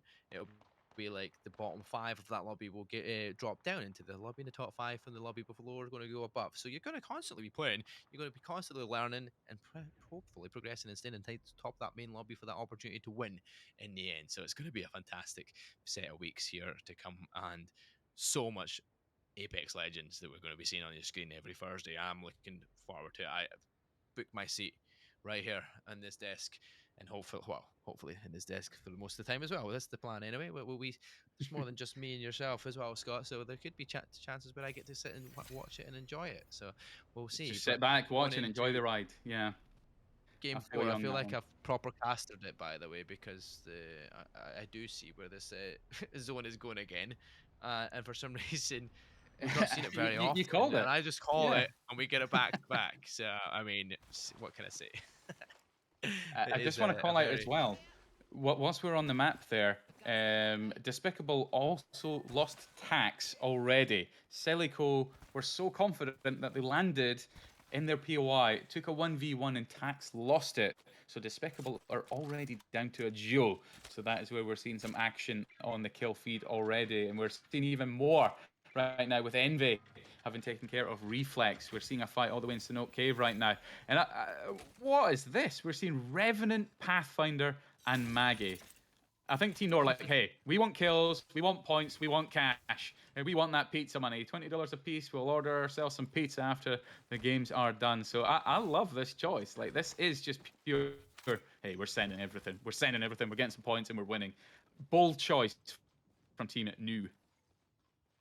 Yeah, definitely a very bold choice. But you know what? I dig it. I really like that opportunity. You mentioned pizza though, and you just got me really hungry. Even though I've had my food, I am still eager for pizza. As soon as you mentioned the word pizza, that is instantly on top of my list. Even though I just came back from Italy and all I've done is eat pizza and pasta, like I could eat more pizza now. I'm in the Yeah, I'm mood for sorry, that. man. I'm cursing you. It's a caster to caster cursing right now. I'm cursing trying to your get rid of stomach. the dad bod here. I Yeah. don't need any more pizza. Hey, Okay? rock the dad bod. We're in our 30s, man. We've got to take it, right?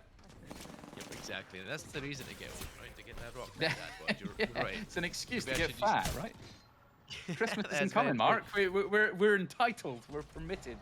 But big fight breaking out right now. Scarlet Eyes have lost 2 people right now. But can the Sparrow pull it out of the bag? Can Sparrow do it? Yeah, you know what? Going for the res right now, not a bad shot. I like it. You get the knock and you have an opportunity to reset. And of course, a 2v2 situation. Oh, Sparrow tough sending off the situation. target. A very tough one.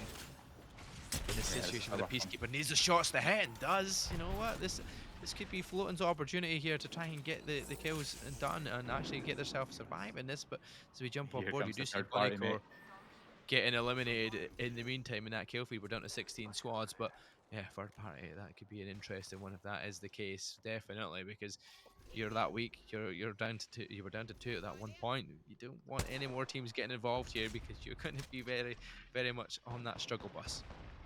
Yeah, it's struggle bus. You know, I actually respect the decision from the teams to disengage there as soon as they heard that zip. They knew the third party was coming in. They would have got the audio cue from that crypto drone.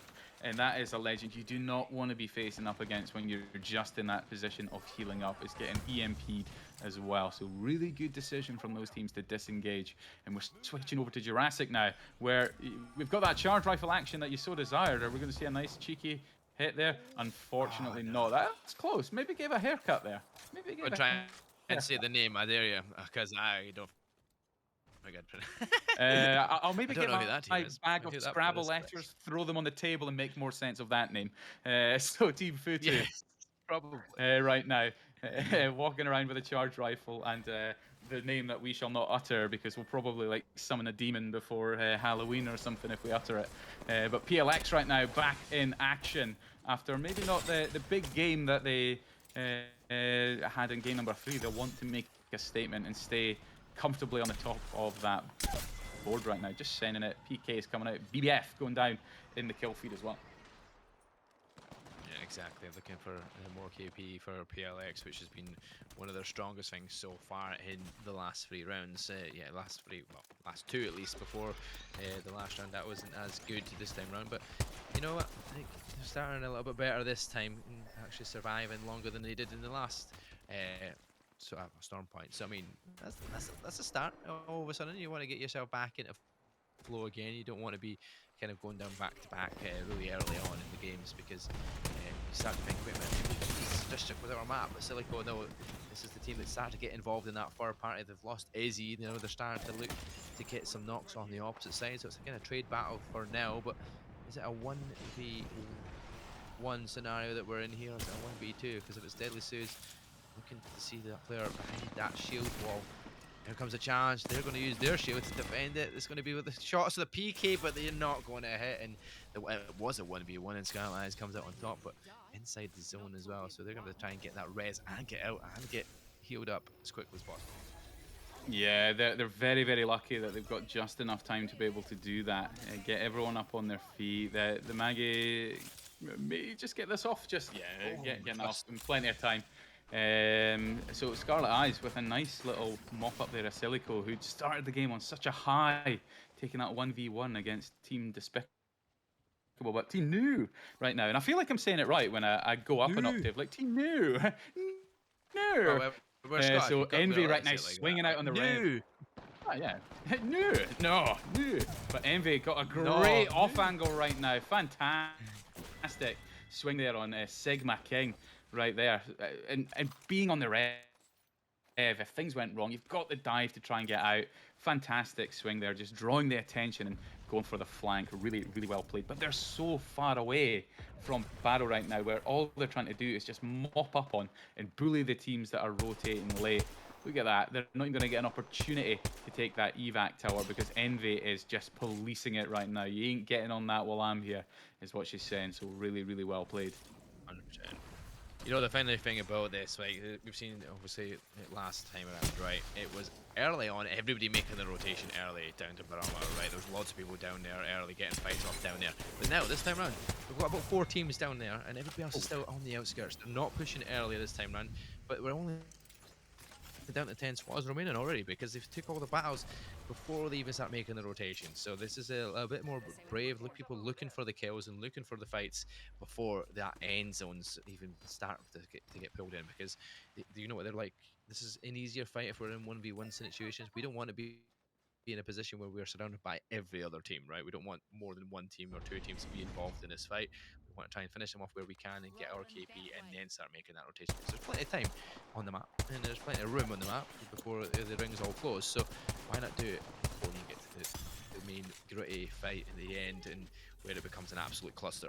Like, get your kills early as quickly as you can, and get all the utility you need for that end game. Absolutely, and Envy is kill leader with 5 kills on that rev right now, and Kyrie was only 1 evo away from perp as well. Literally could have spat on an enemy and gotten that purple. But Team New right now fully purple, but Envy going down as well, getting PK'd by Billy. Very, very strong player. Used to play on Team Convergent before he moved over to the realms of Pro League. So really, really happy to see Billy just coming into his element, playing in that Pro League circuit and doing damage in this tournament as well. But Scarlet Eyes now just trying to hunt down the remains of Team New, and maybe putting their chances of an extra prize at risk right now. Potting some shots over with the G7 at range right now. Kyrie, very, very good player, Kyrie. Insanely good. Probably one of the best in EMEA from the women's side of things. Always really rated her play. But Scarlet Eyes just doing some nice damage right now. Just roaming free, as it were, outside the zone. But it's only round 2 closing mark. Like, people can afford to be outside of the zone for maybe a little bit longer before it's going to start to tickle. Definitely. It's only a little tickle here and there, but it's that when you get a more aggressive tickles is when you start to worry about that zone. But for now, don't mind an aggressive tickle if it's an aggressive tickle. Oh, mate, that's dodgy sound, an aggressive tickle. Yeah, Well, it's the end zone's the aggressive tickle, so well, I don't mind it when it's like a 1v1 scenario because it could work in your favor. Yeah, But in that's these true. That's true. situations, you don't want to do it. Right? You don't want to be getting an aggressive tickle early on when you're down to this position. But Despicable, once again, they drop two players to get a reset and hopefully try and get a full reset, but the chance of that third party potentially coming in here because Futu's not far away. Team Hartley are starting to get involved as well, and they're going to try and converge on top of Despicable. So if they can get themselves out, Despicable's got the height above them as well. So Despicable might find it very difficult to make the rotation out of here in towards the new zone when it comes, because PLX is on the way as well. So now that the zones are all pulling in, the teams that we've got remaining in the top 10 squads all looking to get closer and closer and more fights to happen. New, who we were speaking about for this Dio's prize, they're only just getting back into the zone with one member. So like on the other edge, and they're so far spread apart, like one player at the top of the map and then the other two down on that southern side. So we're gonna have to start meet up against each other at one point as well. Well, Felix takes a strong fight opportunity here now. Are they going to be able to finish any of these tags off, get any more damage using the generator there as well for this watch to kind of close off the zone as much as possible? When R9 from distance works sometimes really well as well, considering it's an SMG. It should be really more close quarter, but when you ping shots like that and you're that accurate, it can be deadly. Oh yeah, in the right hands, that weapon, it doesn't matter if it's close or medium range, but they're being pressed upon. PLX under pressure right now. Another team has joined the fray, also being drilled in the back. Kyler just seems to be in this constant cycle of healing, but thankfully has that overheal amp where just popping a cell is enough to get that shield all the way back in its team. A Roadhouse. It's Pexi, Blast, and Aku right now, looking to see if they can take this space and maybe get some kills in the process right now. Just clearing it out right now. I think Aku everybody just wants sure. this.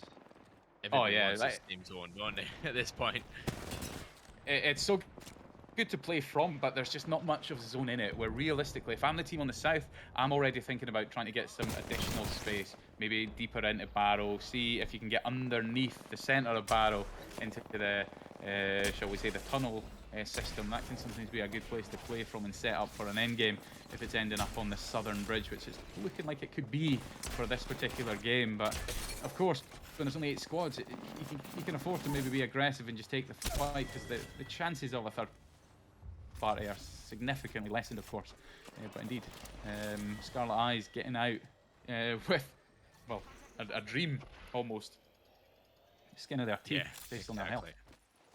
Well, Team Hartley gets eliminated. Scarlet Eyes weakened, but managed to get set. Roadhouse surviving that battle, but now Scarlet Eyes are looking over them. PLX is near them as well. There's only like one team in that zone, right? There you go. They're in the tunnel system now. Called it. Play from here and you can get set up. And it's pulling back to that house. The odds of it pulling all the way back out here, maybe a little bit further north than the last time, but this is basically just a redo for a lot of teams. Hey, Team New right now back where they were in the last game. It's like the Apex gods are smiling to them, Mark, giving them a chance to get that money. Like, hey, you might not have done it last game, but go again. And they're going to be covering this entire side by the building in rock formation, where if they can win this, they're actually in such a good spot, but they've got to be so critically aware, because other teams are going to recognize the value of this position and try and bully them for it. Yeah, they're pushing very far north because they know that there's a team up this way, and it's going to be Irex that's inside that little dome.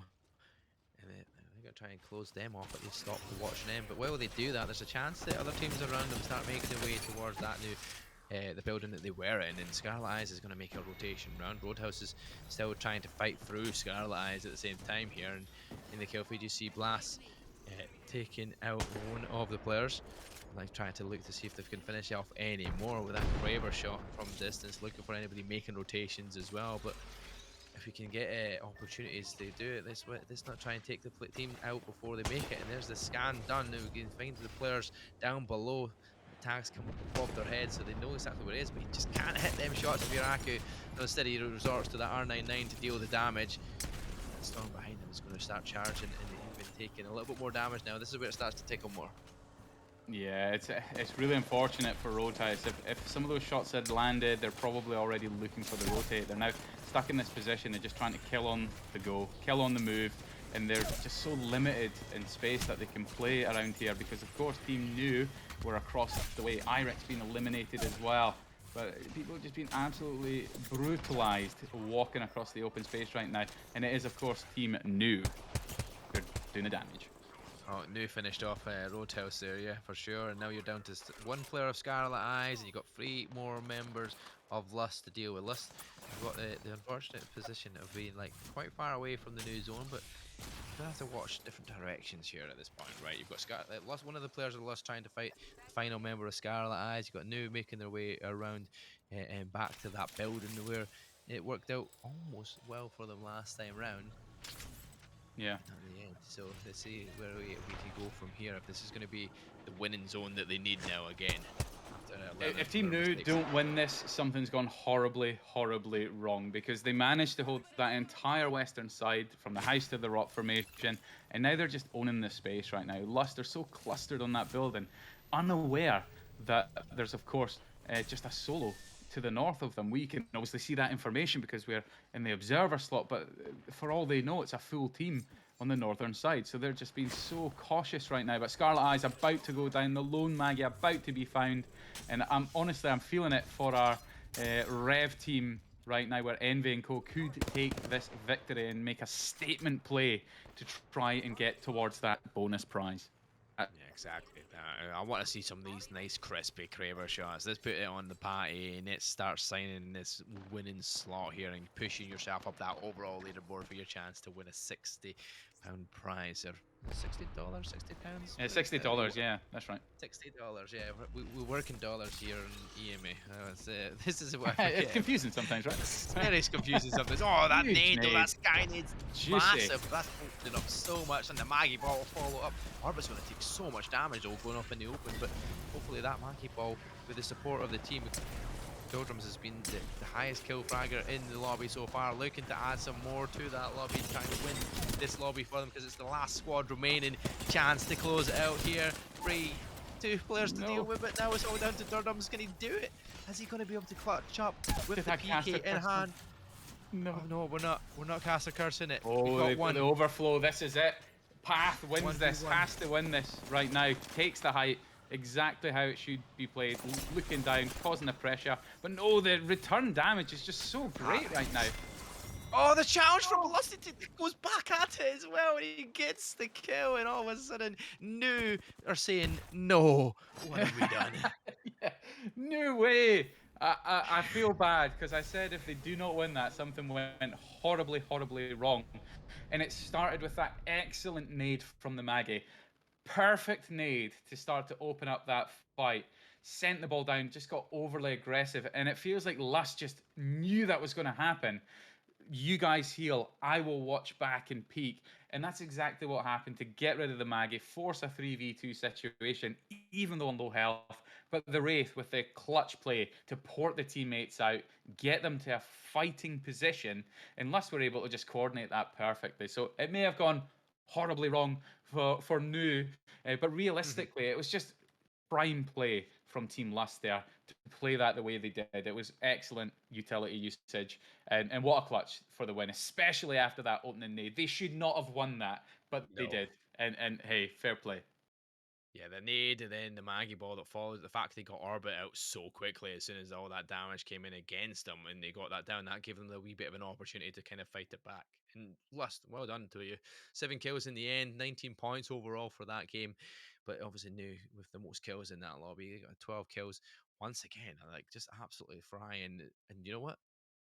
The DO prize team is in top spot currently after 4 games. I mean, we're writing a script here. It was a randomizer, and all of a sudden they randomly made it to the top of that leaderboard. Well, they haven't definitely not randomly done it. That says a second and a third place in the last two, and plenty of kills for the last 2 games. That's a total, what was that, of 24 kills in 2 games? I mean, he's going to A get you a lot of randomizer points. and a motivator, Envy, A Orbit, motivator. and I'm not even going to try and say it. Team New right now. top of the board. I'm just Incredible saying play. Dirtums because it looks like dirt, and I'm not saying Dirtums, yeah, Dirtums. we'll say Dirtums. I'll need to get my pronunciation sheet up for that one. But 59 points after 4 games, and we were saying it, Mark. We were saying that it's just so easy to just not let the mental game affect you. Just hey, it's only a couple of games. Keep playing our game. Keep going. And all that Nu have done have just changed tack. They went to the Revenant Pathfinder combination. They've got the ability to do damage from afar, dive right on top of it, capitalize on the kills, and that's just ejected them into that top spot. So they want that extra cash on offer. But let's actually talk about some of the other teams. That if you look at it, even from 10th down to the bottom of the board, it's still perfectly plausible to get into that top 10. Remember, people are playing for seeding opportunity here. Like there's Mhm. still every opportunity to play for a decent POI or two. We're playing across multiple maps. You might get one great POI, something you're really familiar with, even with a low draft pick. So it's still everything to play for in this seeding week. Oh, 100%. Well, you can say that as well. Like, if you think about PLX, right? PLX, the first game, right? E-District, two great games for them. Go to Mhm. Stormpoint, not as good games. New goes into this one, brilliant. Like, two games. This is all it needs. Like, this could be their map for the teams that are below. Or this could be World's Edge, could be their map where they get the points that boost them into that top 10 or boost them up into that good point scoring positions here to kind of get a good level for seeding going into obviously week two, where we'll have our main lobby and our lobby two. So that's where it's going to be all coming down to the gritty side of things, and we'll get to see if people can actually work around it. But there's been changes on that leaderboard every single game.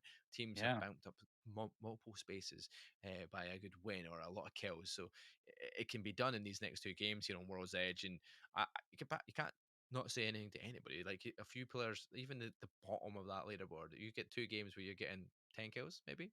Like Mhm. you're getting 20 points. All of a sudden, you're getting to that stage of that top 10 opportunity. It's viable for sure for anybody in the lobby still. Well, our kill leader is fourth on damage because sometimes it's just how well you coordinate. You might be doing loads of damage from afar, Yeah, but if you're not getting those kills, I mean, anything can change. But you know what? I don't really know what to expect going into this game because realistically, this is a map that so many people are just so comfortable with. It's the map that if you're ever on pubs, you just drop in the middle of Fragment and you just go for it. How this game is going to play out, I'm not really sure what to expect from World's Edge today. But you know what, Mark? I'm all here for it. We're down to our final 2 games of the seeding night for Lobby 1. Lobby 2, of course, still in action. We'll try and get some scores up for anyone who's interested where possible, or will at least reference them. Because Katana, of course, they were up for another bonus prize as well. Whether or not they're going to be on for it when they were in third place, we'll try and get that information to you at they're the still earliest currently in third convenience. place as far as I'm aware, and Scuden are still sitting top, Bakai in second spot. So that's Bakai's got Kashira in it. You'll recognise that name. A very well known player Great, as well. So great yeah, crypto you've got player in three. IGL. So yeah. Yeah, you got three solid pro player teams in the top three spots holding it out. But yeah, Katana's not far away, but at least what is that, 9 points behind top spot. So bang on points. Both teams in second and third and 45 points so far after 4 games. So, yeah, it's very close up at the top there on that in lobby two for sure. So, still a chance for the Katana squad to go in and get their DU prize, and New are looking good for their DU prize. So, this is all heating up here as we fly over the lava of World's Edge, and we get into game number 5. This is where it gets hot and spicy. This is where we get to see more teams that need the points and want kills, trying to get a bit more aggressive, I'm sure. We might see a lot of kills early on in this game, but we'll see. Everybody's dropping. You can see we're kind of going No one's going for centralized any here. early So fights.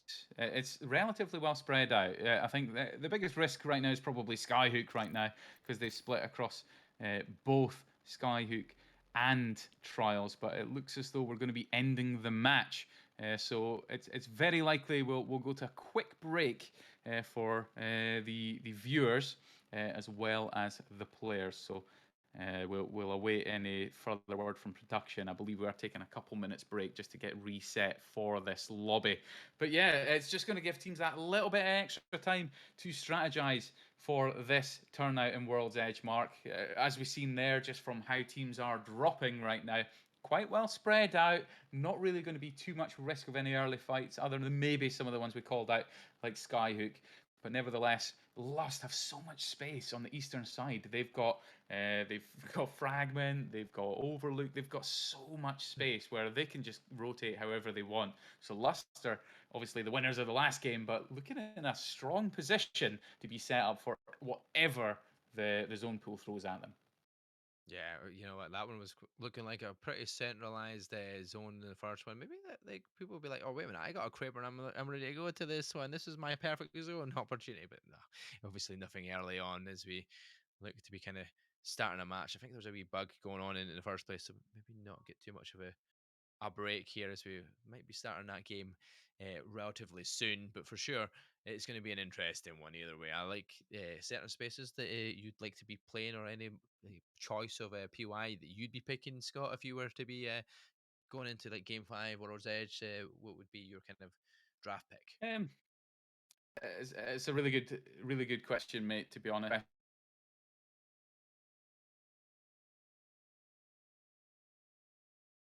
me and anyone in the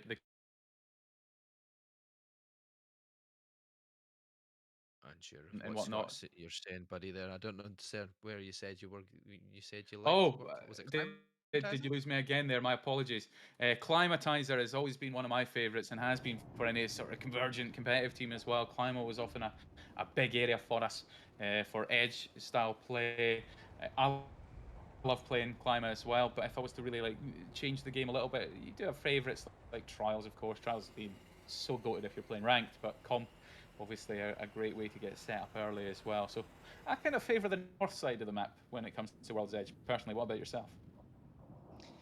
Yeah, so when it comes to this one, I'm kind of a little bit different in terms of yourself. I like to be kind of more like stage and harvester area. I don't know why, but I Okay. think just because it's a big space like building, but there's like I'm not really a massive World's Edge fan in the grand scheme of things. Like I kind of get myself lost a little bit more, to be honest, on World's Edge more often than not, and I'm like I don't know where I want to be, where I want to go doing. So yeah, it's an interesting one for sure. I feel like World's Edge could be really open at times when you don't think it should be. Obviously, with all Mm. the mountains and stuff around you and stuff, but I still feel like there's a lot of open spaces in World's Edge, and I'm not very good when it comes to open spaces. That's for sure. I just Certainly get not in picked this off from meta. distance, and I So don't know yeah, where you from. have it right there. You'd be easy to pick off then if you're wandering in the open space. There's 30-30s would be hunting you down, Mark. But we have just had notification from production. We aren't going to have another restart. So apologies for that. It's just one of those things. Sometimes the servers have a little bit of an issue, but nevertheless, we will be back into the games at the earliest convenience, of course. But yes, a big shout out to our production team for just keeping a very close eye on the games and getting things moving as well. Yeah, Appears exactly that. as though the game didn't quite end there. Yusaki was in the lobby, whereas I was still in the game, so I've ended it now. In any case, but yeah, we will be back at the earliest convenience. But one thing I have to say though, Mark, about World's Edge is obviously it's one of those ones that's featured for well the longest of times. Of course, World's Edge was featured amidst King's Canyon when King's Canyon was featured in competitive play. So it is definitely the tried and tested, the longest serving of the maps, to say the least. But of course, I can't talk because I'm an Olympus lover, and Olympus has never made it into competitive play. I love Olympus, but it is small, it is difficult to play. But World's Edge, I feel like it got the much needed kind of reset with E-District's arrival into competitive. And of course, Broken Moons even made some appearances as well throughout early challenger circuits and whatnot as well. So it's so refreshing to see more competitive maps because it really does put the test to the players as well. Certainly with the way that CCs are working now as well, where even that's randomized similarly to Pro League. So it really tests people's ability to be able to play across multiple maps, multiple POIs, and even mix in different kind of play styles, right? Yeah, exactly that. That's the good thing about it is like the change of maps does always change like how people play the game as well. But the things like with Apex, like it's been around for some time, right? Even when I came back to Apex, like there when it first started off, and there was very limited legends compared to what there is now, right? And when I came back and I was like, right, I'm going to start casting over this because this is going to be fun. I've loved watching it.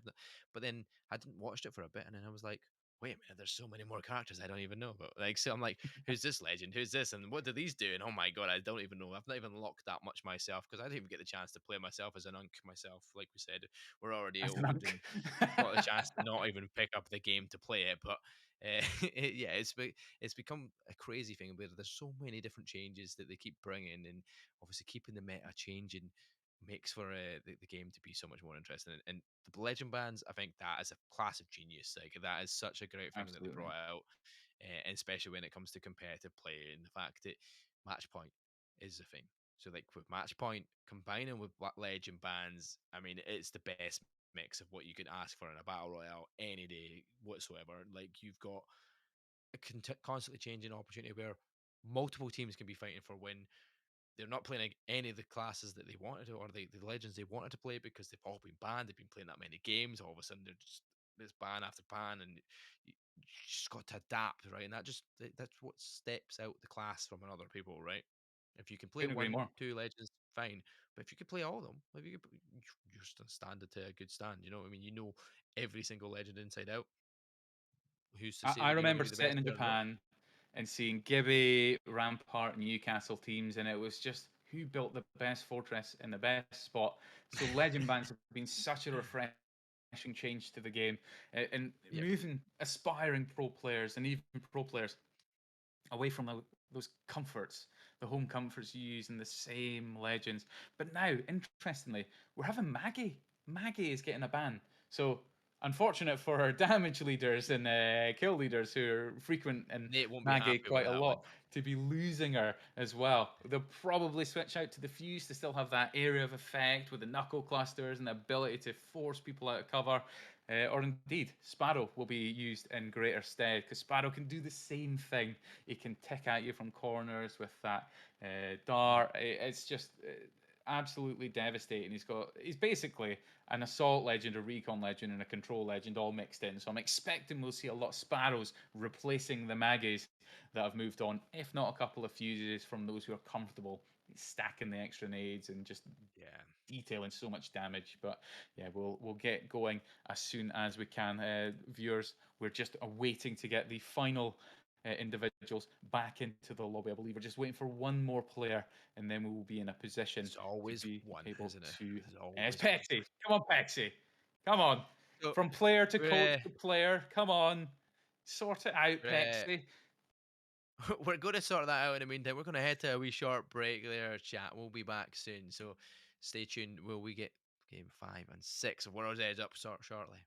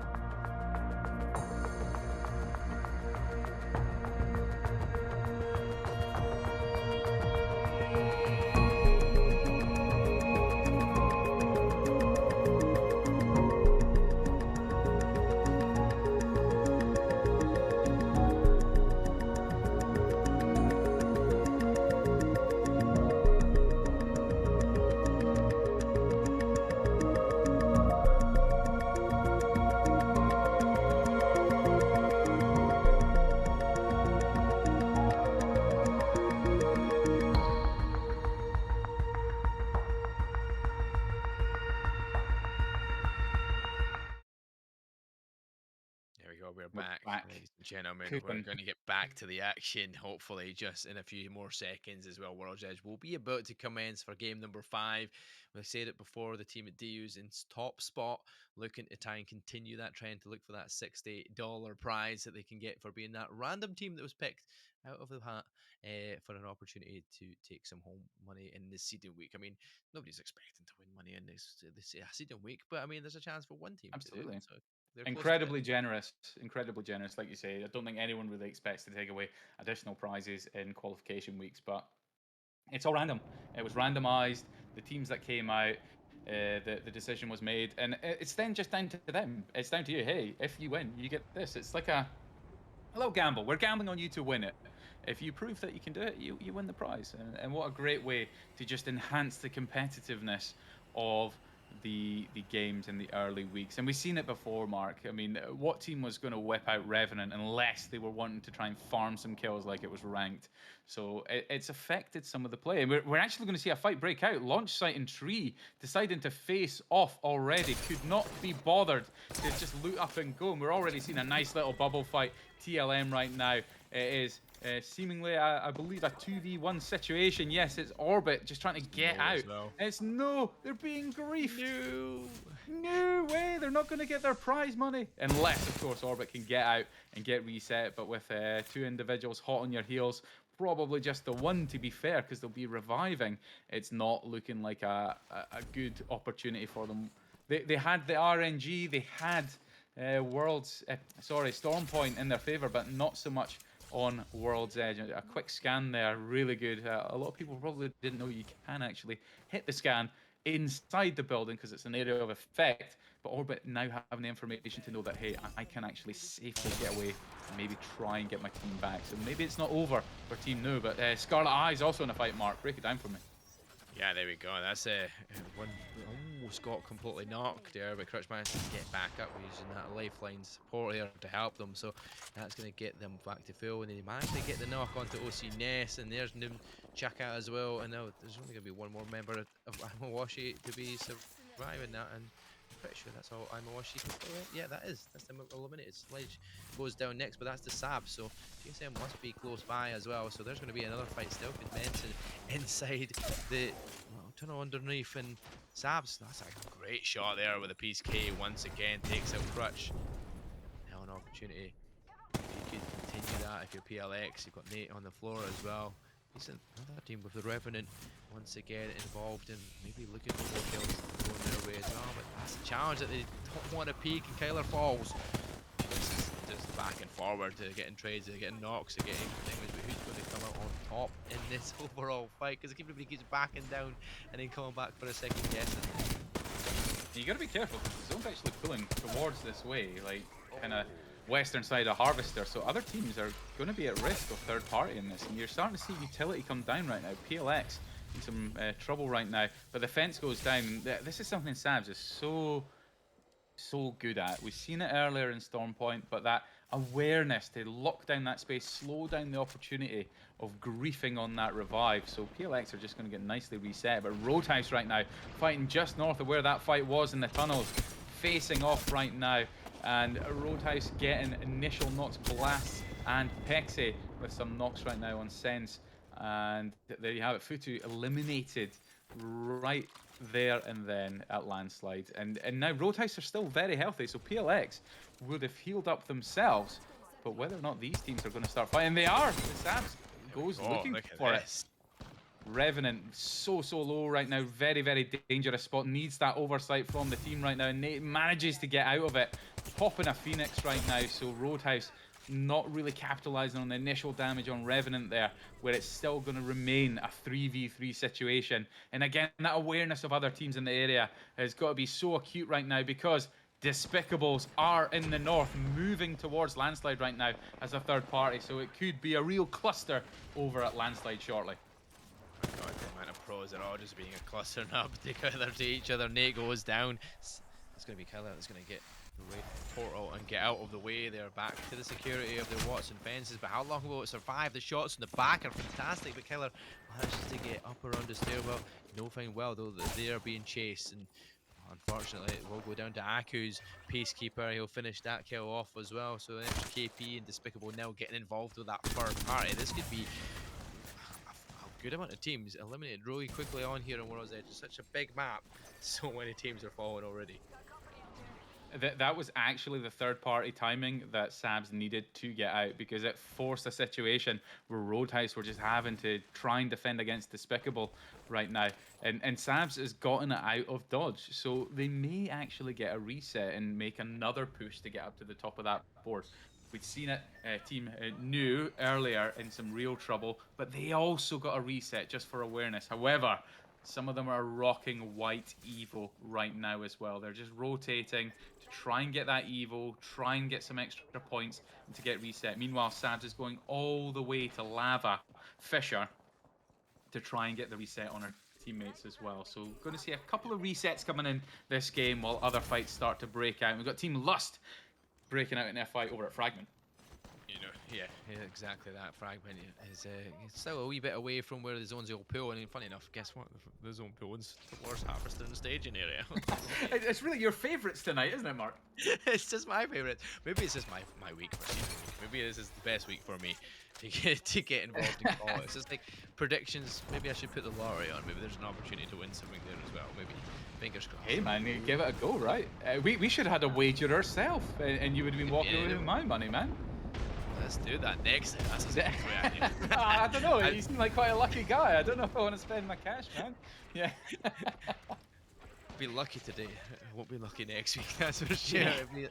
Luck comes in a few spells, but never as often as he wanted to be. That's for sure. But definitely not a luck on side for Silica though, as they lose Narumu at the moment. But getting the player on the cross and trying to keep themselves alive, but through that smoke, does get lots of tags, and that's a great bit of damage done. But doesn't get the knock in that meantime. Apparently also watching from the other side on that crossing as well. So being in that They pinch made a wise situation. decision to get out. Yeah, I was struggling to understand why they were starting to rotate so wide, but it was the pressure from Team Hartley. And look how spread they are, Mark. That is confidence right there. They've all taken a spot where they're like, hey, we're going to get some easy kills here. They won't expect this to be so widespread. So fair play. And I do not blame the other team for porting out when they did, but they've managed to spot Hartley and started to nade out there as well. So it's really risky though. As much as there may only be 13 squads left at this moment in time, coming out of this area, you've got no choice but to start moving into the northeastern side, the Harvester, and it'll be so heavily watched. Teams in the snake buildings will be looking back to watch their back. So you basically have no choice but to win these fights, get the KP, and hope you can make something of it later, Mark. Yeah, exactly. Well, Hartley will fall, and Theodora and Excuse will have to have the honours of trying to survive this fight and making sure that they get the teammate back alive. But we jump aboard with Despicable now. Once again, they said they were the team chasing down Roadhouse, but Roadhouse got away from that little area, and PLX did get that reset, and it's going to be PLX that they will be facing off against now, that they've got a full reset to Sabs and Co. making their way in. We jump straight on to a fight between New and Roadhouse as well, so the team at the top of the leaderboard could well be getting finished off here as MV goes down. Last find in that one, and now looking back at the squad members hiding behind the rock. There's one. Durdum's their top fragger has gone down as well, so now you're down to one once again, and New is going to have to try and escape with the life as they seem to make the rotation past Thermal Station and maybe head down towards the tree, try and get that reset if they can. So I mean, that was an unfortunate fight for them. PLX are now back into that fight here, where they are up against Despicable Me, and it's not working out for them. Those Sabs is going to be trying to fight for their life. But that was so quick, wasn't it? We didn't even get a chance to say that they just reset, they got their ults, they'd already popped it, slid out and did it. It's just that easy sometimes. PLX, straight back in the fight, Mark. Really impressive. Definitely, back in the fight and ready to go. We've got 11 squads still remaining, most teams of which are still heading towards that zone, right? You've got Team Hartley, who must have won that overall fight at the top of the map. Lust did get their way out as well, though.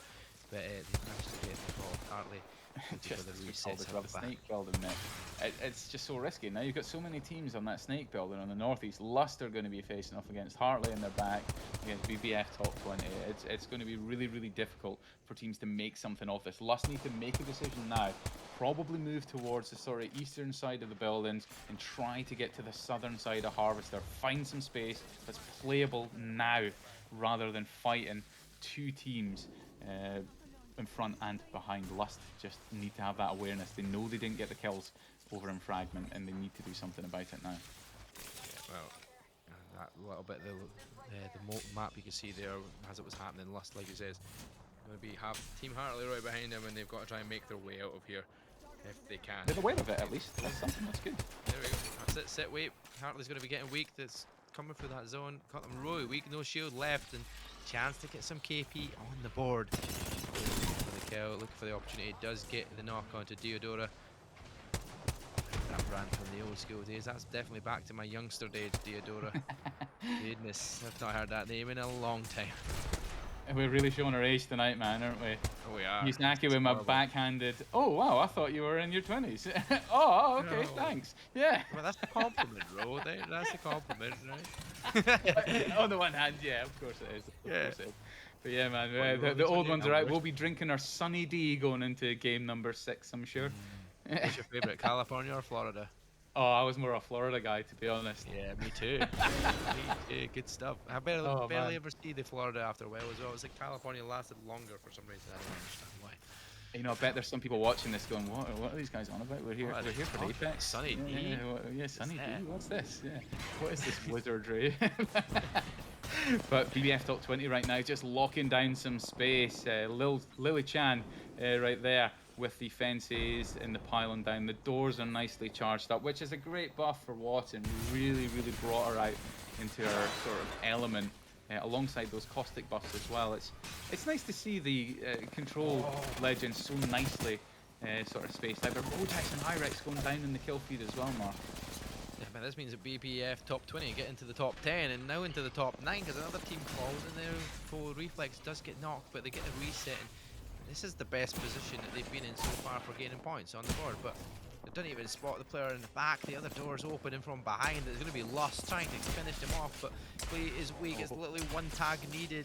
Jace is taking so much damage as well, but I don't even know who's going to come on top of this because this is just playing Ring of Rosies around that wall, but it's BBF top 20 that will get eliminated. I don't even know where the damage came from because it didn't look like anybody was hitting shots. Oh my god, that was crazy for Lust to go out on top of that one. It felt like Clay was on 1 HP for ages and just managed to stay alive, so very fair play Really to them. But top 9 for BBF top 20, the best spot so far, so very well played here in the first game of World's Edge here in game number 5. So good play, well done. Hopefully you got some kills as well. That'd be even more KP on the board and points that they need because yeah, sitting at the bottom of that leaderboard might push them out later, but maybe even push them up against the other BBF team that has been going down quite early on as well.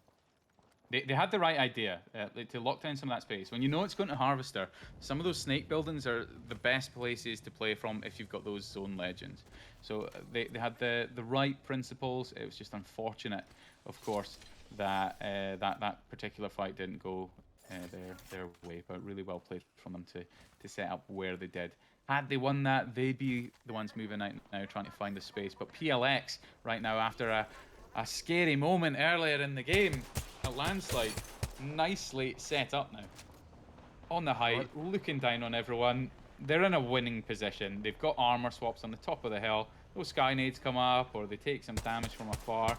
They're getting the quick resets. PLX are setting up to win. They want that top spot. They want to grief Team New out of that money. And what a great position to set up to try and do so. Yeah, definitely are. Well, Bunny Core players tried to do, well, one of the players tried to come up towards PLX at one point and they decided, wait a minute, I'm not going out of there. I'm going to get right back into safety with the rest of my teammates. But yeah, we've still got 8 of the squads here all fighting in and around the building. Plenty of players making rotation run, and we were speaking about PLX, right? New, we're making that rotation right past them as well on that border, so they might come up into a fight, which could be very difficult to kind of deal with. But PLX has been pushed away on the map. You got PT, USBR. They're all fighting in with Lust again, who obviously won out that gunfight just to get to the situation here after beating out BBF top 20. So with the zone on their backside and a little bit of space to play with, just trying to get these KP because they're below and they're going to have to make the move at some point. And using the Mirage, the Mirage, God, I wish it was a Mirage. I've not seen one of them in a while in it. Can't My play on. favorite legend right there. Yeah, the wee bit of trickery that comes out on play. The Wraith portal, sorry, managed to get up to that height in there to save the damage being taken because yeah, there's nothing worse than taking all the damage and falling early while your team's got the high ground on the team below, which is always going to be the best thing to have, right? When players are having to make a rotation out, you have the high ground over them because it's harder to aim up than it is to aim down. I feel like always in any. Oh, 100%. You get the headies on the high. It makes you so much more challenging to hit. But Team No still in it right now. Pathfinder managing to stay in the game, and Envy was back up on her feet. I could have sworn we'd seen her go down, so they managed to get a reset. We might have missed that one there, but still in contention right now. Top 8, maybe going to have a bit of a tough time, but having the Pathfinder could be what's needed to find a safe spot right now. But Sab's dealing some damage from the height, and your friend Steve going down. I believe that is Tess right now. Or Tess's team at the very least, but PLX just finding a nice spot again on that height. They've managed to port down. Kyler taking the height on the roof. They're just going to slow play it and then start to play from that rock by the evac tower shortly. But yeah, in a good spot, nicely set up. Nate doing some really good damage as well. So top seven situation. Yeah, not bad. I do actually favour like the sort of side of Team Hartley before, who were on the south side of the zone. Whoever's on the north playing out from, I believe Harvester Mark could be in the most challenging position, but one of the best positions you could find yourself in if you get the utility and the ability to get there is actually on the top of the rock. But are we going to see a lot of that without any Newcastles and stuff? Sintrix going down as well. Nice shots for the P20s. Yeah, Syntrix down. You've got a lot of PKs going off in the kill feed here as well as Hartley does find one on towards Bunny Yamori. And they've used now with that Peacekeeper once again, must be the most used weapon so far in this current meta as things stand. And there you go, Hartley Bunny Yamori gets that knock once again and gets the kill finished off with it. So yeah, this is just what you can see in the kill feed quite a lot of times. We're down to 6 players, well, teams, I was going to say, but now we're down to 5, and Bunnycore do get eliminated. Now, fighting in between the rampart walls and trying to stay alive. But PT USBR using their watch defenses, using the cover of that shield, the rock as well, in a good spot just now. But everybody's going to have to start making it. Team Hartley, they've got a good spot, and that's exactly what PT USBR are trying to fight for, right? They're trying to get that spot from them, and then trying to push out from there. 4 squads remaining. Lust has got the high ground, and this is what I said. They've got that rock, yeah, the same one we called out. Top 3, they've got the rock. They're going to be watching for anyone else coming in. This is a Lust victory, 100%. Unless Jace goes down because of over peeking. Jace! What are you doing, Jace? A little too much there. It's needed that height there.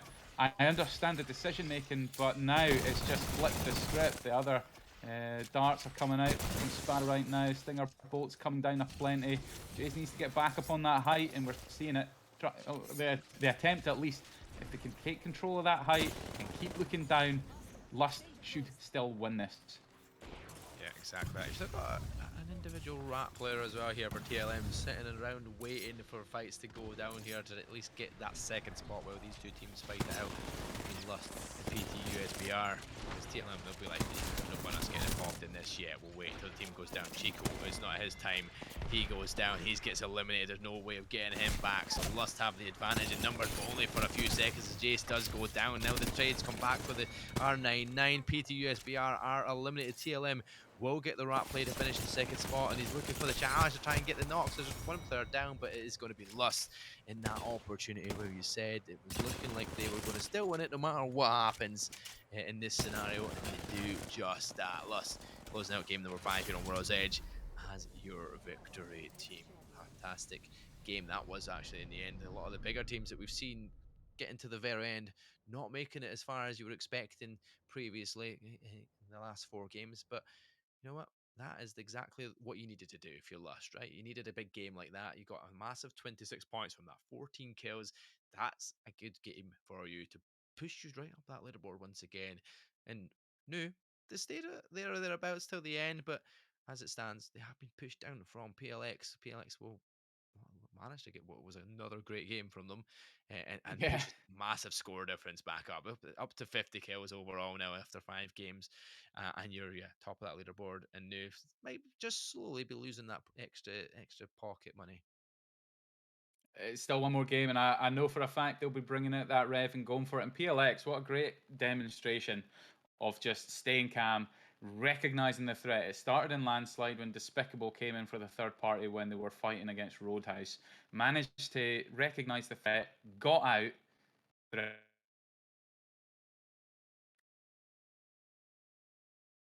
Yep, we lost Scott again for a second, but while he was speaking about the how the game ended in the end there, we'll just look at the rest of the players' teams. The leaderboard is Scott will get himself reset to finish off what he was about to say.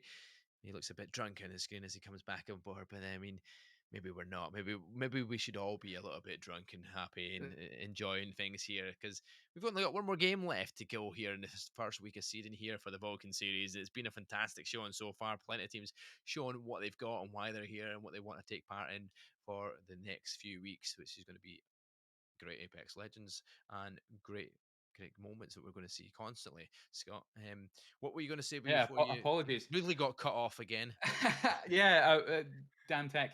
But I was talking about how PLX had just staged it really well and rotated really, really well. And we'd called it. When they went for the height on that building in Harvester, starting with the cliff to the building, it was clear that Sabs, in her experience, was making a play for that rock, the same rock that Lust ended up winning the game from. Jace, great position, over peaked it. Very, very lucky that the third squad was just a rat, or that could have ended up really, really hairy for Lust. But again, it's that awareness of some of these zones and the advantages of it, what you can get with that position. Sparrows in the game, Revenants in the game. It was either going to be a Sparrow or a Rev on that height, looking down and going for that damage from above. That rock is absolutely key in those kind of zones. And Lust made a great play because they won out. If it hadn't have been Lust that won out that fight on the northern side, it would have been PLX because they were naturally just staging closer and closer. And that is why they're currently sat at the top of the board. However, will their game be griefed as we go into the last game? Is someone want to upset them? Is New going to jump back up, get that pocket money like you say? It's anyone's game still for that top spot. You just need that big finish. And let's not disregard the other teams in the sort of middle of the board. We may not have had the camera on them as much if they've been eliminated earlier. We may not have shouted them out as much. Incredibly grateful for everyone coming out for the Vulcan series. It's not over yet. Tonight is just a seeding night. This is just to determine how you get your picks. At the end of the day, it's not going to affect your path to finals too much because if you play it right and you play it logically, you can win from anywhere, Mark. Yeah, you definitely can, and you can learn from everything as well. So, like, this is week one. You get to learn how these players have played and played against you, and you can adapt your playstyle. You can change things. You can learn from what you did wrong, potentially as well. Maybe it was just a few little bit of micromanagement that needs to be changed a little bit for you to kind of go on and do a little bit of a better overall game, or maybe you need to go right. Maybe that character isn't the character for me. Maybe I need to change something up a little bit and change it around with the meta as it's going. But yeah, there's plenty to play for throughout this whole Vulcan series. Don't be disheartened, no matter where you finish at this point in time, because, like you said, it is seeding week. This doesn't mean nothing, really. There is nothing up for grabs at this point. You have got plenty of weeks to play for that, and plenty of weeks to get better and better and better as you play. You remember, you're playing against pros. Some players have been playing this game for God knows how many hours every single day. Some of you might be just doing this because you know what, I want to get involved in some competitive Apex, and this could be your first ever competitive Apex. I mean, fair play to you for putting the effort in there. They're only going to get better from here. That is definitely what's going to happen. So we'll have a wee short break, chat, before we go into game number 6, but we'll be back for the final game on World's Edge just after.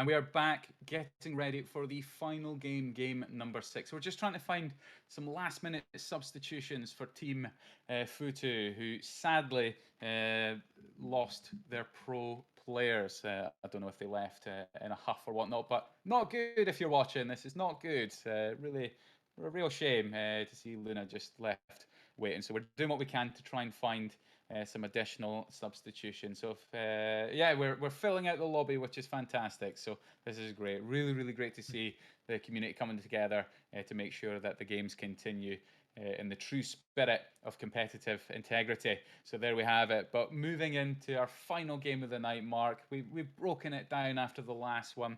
It really is a fight for that top spot right now, a fight for that pocket money. But PLX are going to be guarding that heavily.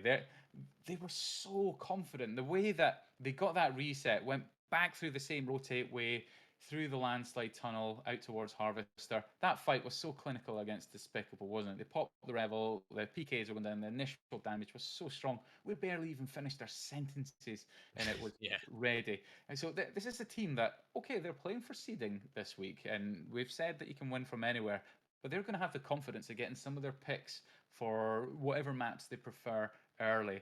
There's obviously the other lobby that's ongoing right now.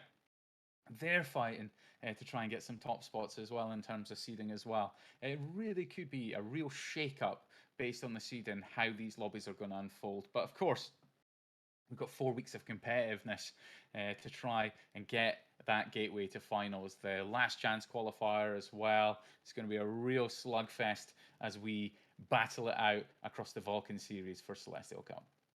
Yeah, it definitely is. And yeah, you're speaking about the other lobby just now. It's currently still Buckeye at top. What's first? Well, actually, it said still, but they actually boosted up to the first spot after being in second for quite some time.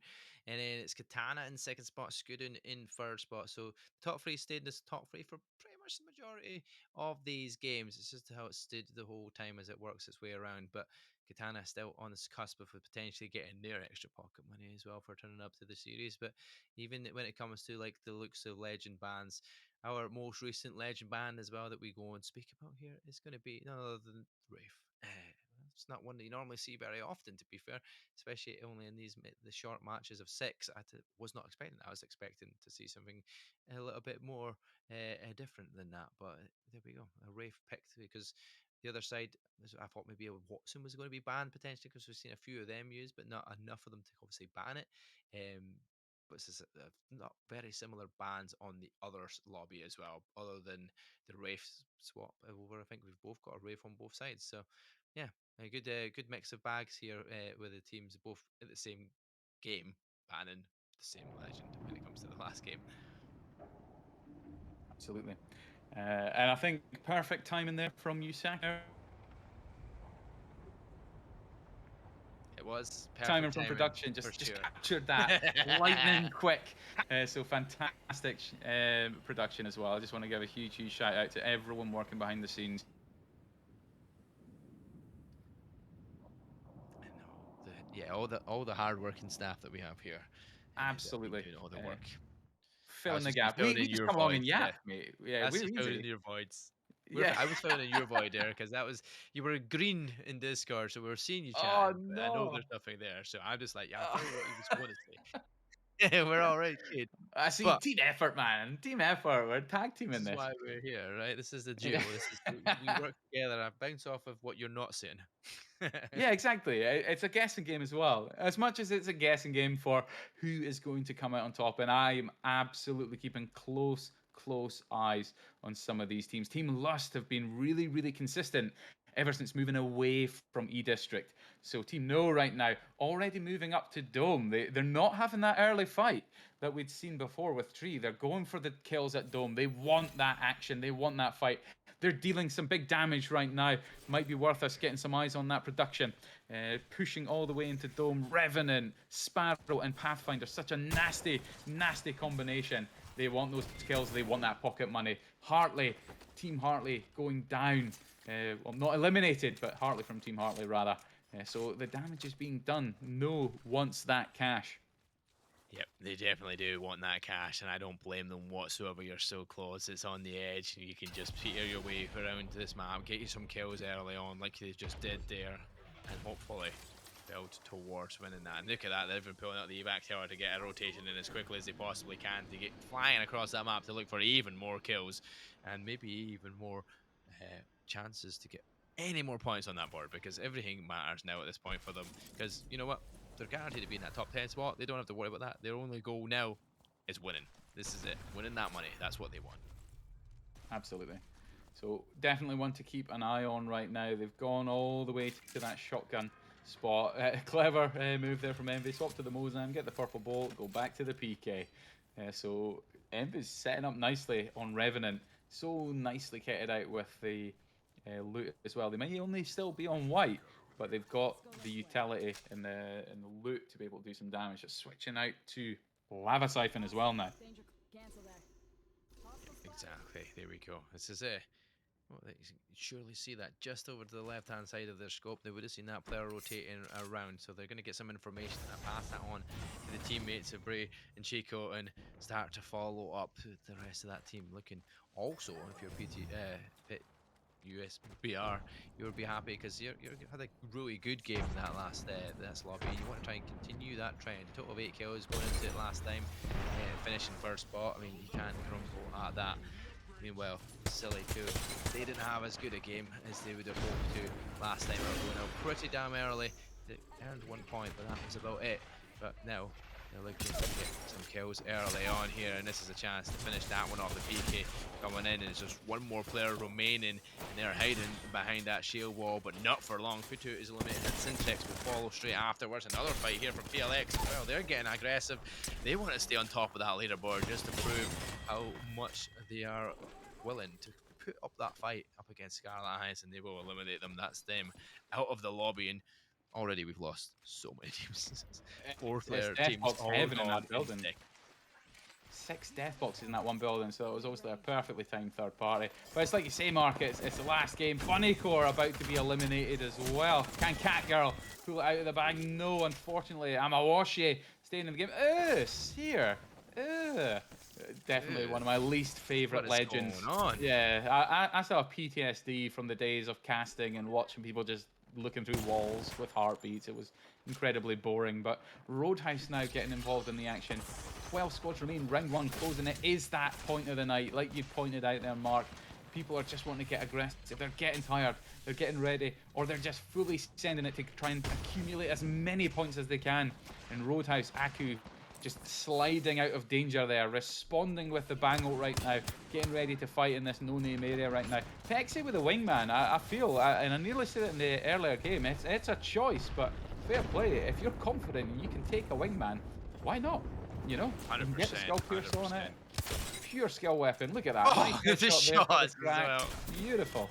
Beautiful from Pepsi. Irex. Irex being eliminated as well. 11 squads remain, but Despicable are in on the action. They've got Revtain, Octane, Revenant, and Pathfinder. Huge damage. Roadhouse, it's feeling very Patrick Swayze right now in terms of this fight, and it's so sluggish. And Roadhouse, That's go the end of the dead. road for them, man. Beautiful. Yeah, this is it. Like, this is just crazy, chaotic. Top 10 squads remaining. The round 1 ring has not even closed, and we are only down to 10 squads remaining.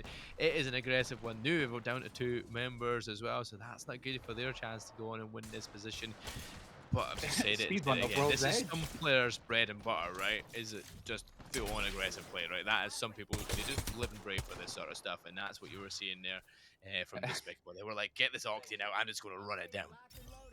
Our observers are doing such a good job just getting from fight to fight to fight, and probably just have the map open somewhere just looking at whatever's popping off. Guru now with another knock, so Despicable getting back in the action right now. Octane ready and willing to send it. Nice knock, they're sending it. Thermite's going down, clear the smoke out. And there you have it. The PK is fully charged for another swing. It's just absolute chaos. We are speedrunning World's Edge tonight. As if, hey, we've got other places to be, seemingly. We just don't want the games to continue. So fair play to our teams just sending it right now, Mark. Oh yeah, 100%. It is absolute chaos. I'm living and loving it as well at the same time. It's just constant action we don't normally see at this stage in the game. You see Izzy, though, does get the headshot, does take down Zuni. Izzy, oh yeah, I wonder how good that shot really was and how quick it was, because Zuni won't be happy that they've gone down, but the chances are going to be few and far between of anybody surviving till like this end game as it stands. There's going to be nobody left before we get to the last ring. It'll be done and dusted well before if the action continues this fast. But look at that, another team eliminated. Amawashi will go and they'll be back in the home. Laundry have to get put up for sure. That is them hung out to dry. Now, another fight. Like I said, I don't even know how you cast something this quick. Like, this is just chaos. It feels like I'm an auctioneer and we're just trying to get rid of everything in the room. It's just so quick right now. But Lust getting involved in the action. And the thing is, they're all so far away from zone right now that they've got no choice but to do the damage and walk in with the zone at their back. But Lust, some nice shots there coming down from Jace to do the damage, get that knock, get the kill. And hey, 9 squads remain and it's only round 2. I'm not even anticipating an end game, to be honest. I think we're going to get to round 5 and it's going to be over. You think you're getting as far as round 5 at this point? BBF gets Well, eliminated, so we're into 8 squads remaining. We have someone will be hiding. There'll be a hiding player at some point. Oh, this is crazy. TLM is taking a fight as well. Taylor goes down though, and it's going to be Bob the Minion, so it's going to be Despicable. They're going to be inside the building and looking to try and win out this fight if they possibly can. They're going to get the finish off the kills here at Despicable, but it's only be Kevin the Minion remaining. I think Go on, Kevin. Survive. Let the games continue. Just that little bit longer. Just another minute. Sure. We've not casted enough tonight, Kevin. It's on you, mate. It's on you to keep the games going. But yeah, 8 squads remain, and as we start to close out our final game of seeding for Lobby 1, teams obviously feeling that impatience, wanting that final push, and Team Hartley actually managed to get Hartley back, so Path is back in action. Was on that White Evo before, so they're slowly clawing it back, so much respect to them. PLX locking down right now, wanting to retain that top spot, and Kyler just sends it right now, just doesn't care. Zips in with Path, takes care of the lifeline, the perfect legend to take out in this situation. Is it going to be a 1-3? Oh, it's going to be a 1-3 situation there. But almost done it all himself. nicely backing up there from Sabs as well. So really well played. You know what? It's going to be between Team New and PLX at this rate because it's going to be down to kills. Placement is not going to be that big an issue. It's going to be the kills that's going to be the tipping point unless PLX go out, well, next, of course. So yeah, fair play. Lust moving in now. 7 squad remain mark. It's getting crazy. Yeah, the best way to be is be the aggressor at this point in time, it seems. It's all about the kills and the aggressiveness. Let's try to make that rotation. Noob is starting to take shots. Whoa, they made that rotation, but let's survive all the shots and get into the building. Make yourself nice and scarce as it stands just now. But PLX, they're up and close and personal with our previous team who came in first spot here. Pit USBR inside the building, trying to get some shots off to try and get the opportunity to make a break in and even more kills. And like I said, they're sitting on top of that leaderboard so far, so if they keep the kills going, it's going to be a very difficult task for New to try and come back at them here and actually take that top spot from them. But it's not out of the question yet. It's still got 7 squads, like we said. Still a chance as long as that team goes out first of PLX, and there's a chance for New to go and secure the deal's prize pool. And they're still staying aggressive. They're taking a lot of damage right now, though. They've got to be really careful.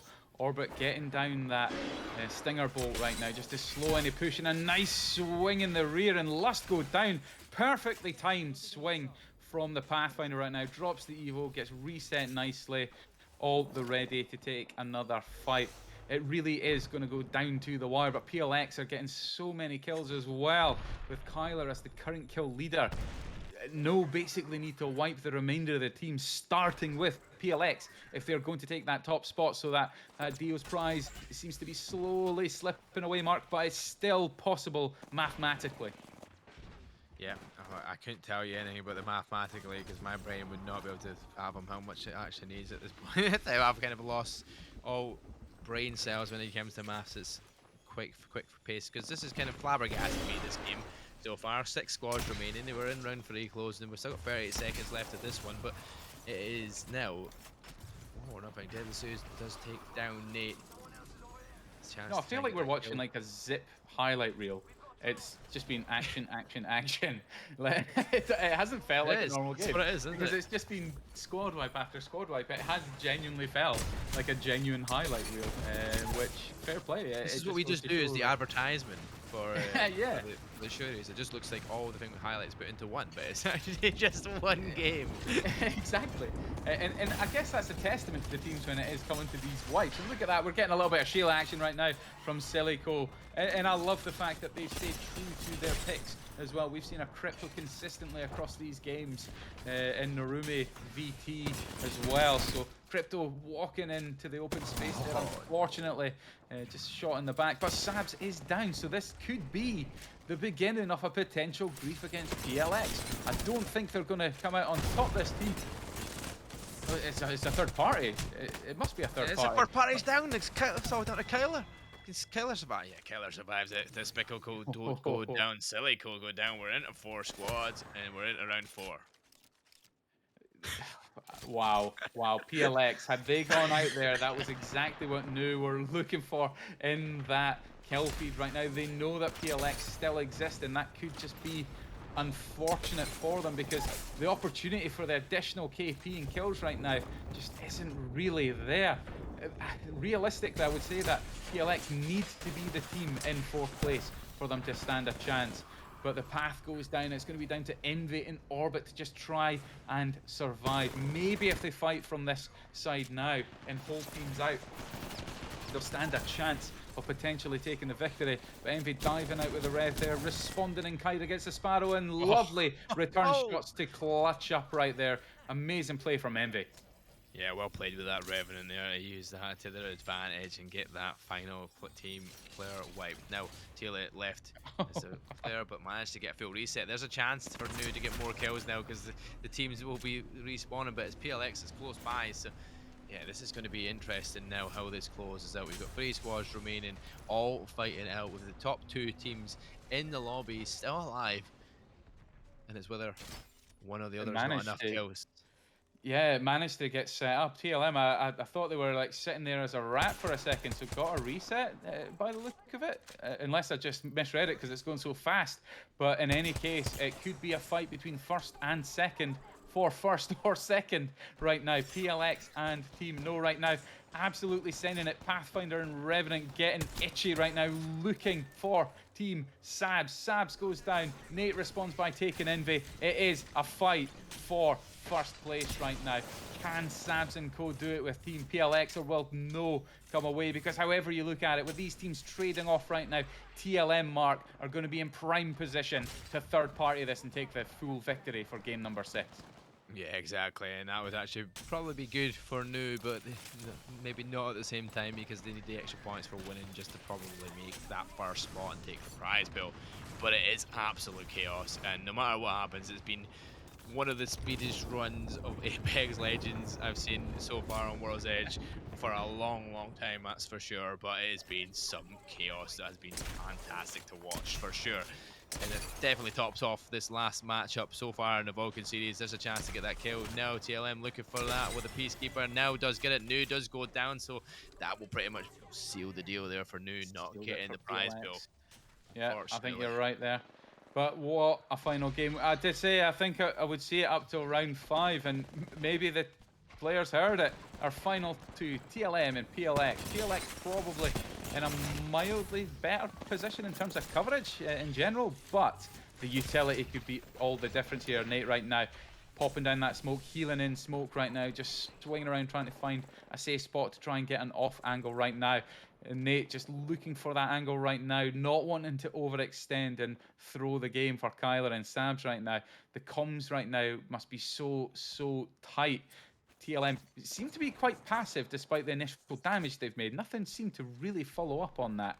And now Nate is just using all of the ordnance right now without much in the way of information on their screen right now. PLX now being stunned in that bang smoke. That could be the opening move that TLM need to close this one out, Mark. Oh, that's plenty of damage coming from behind it as well. Nate's going to go down first from your friend Steve, and there we go. TLM have the upper hand.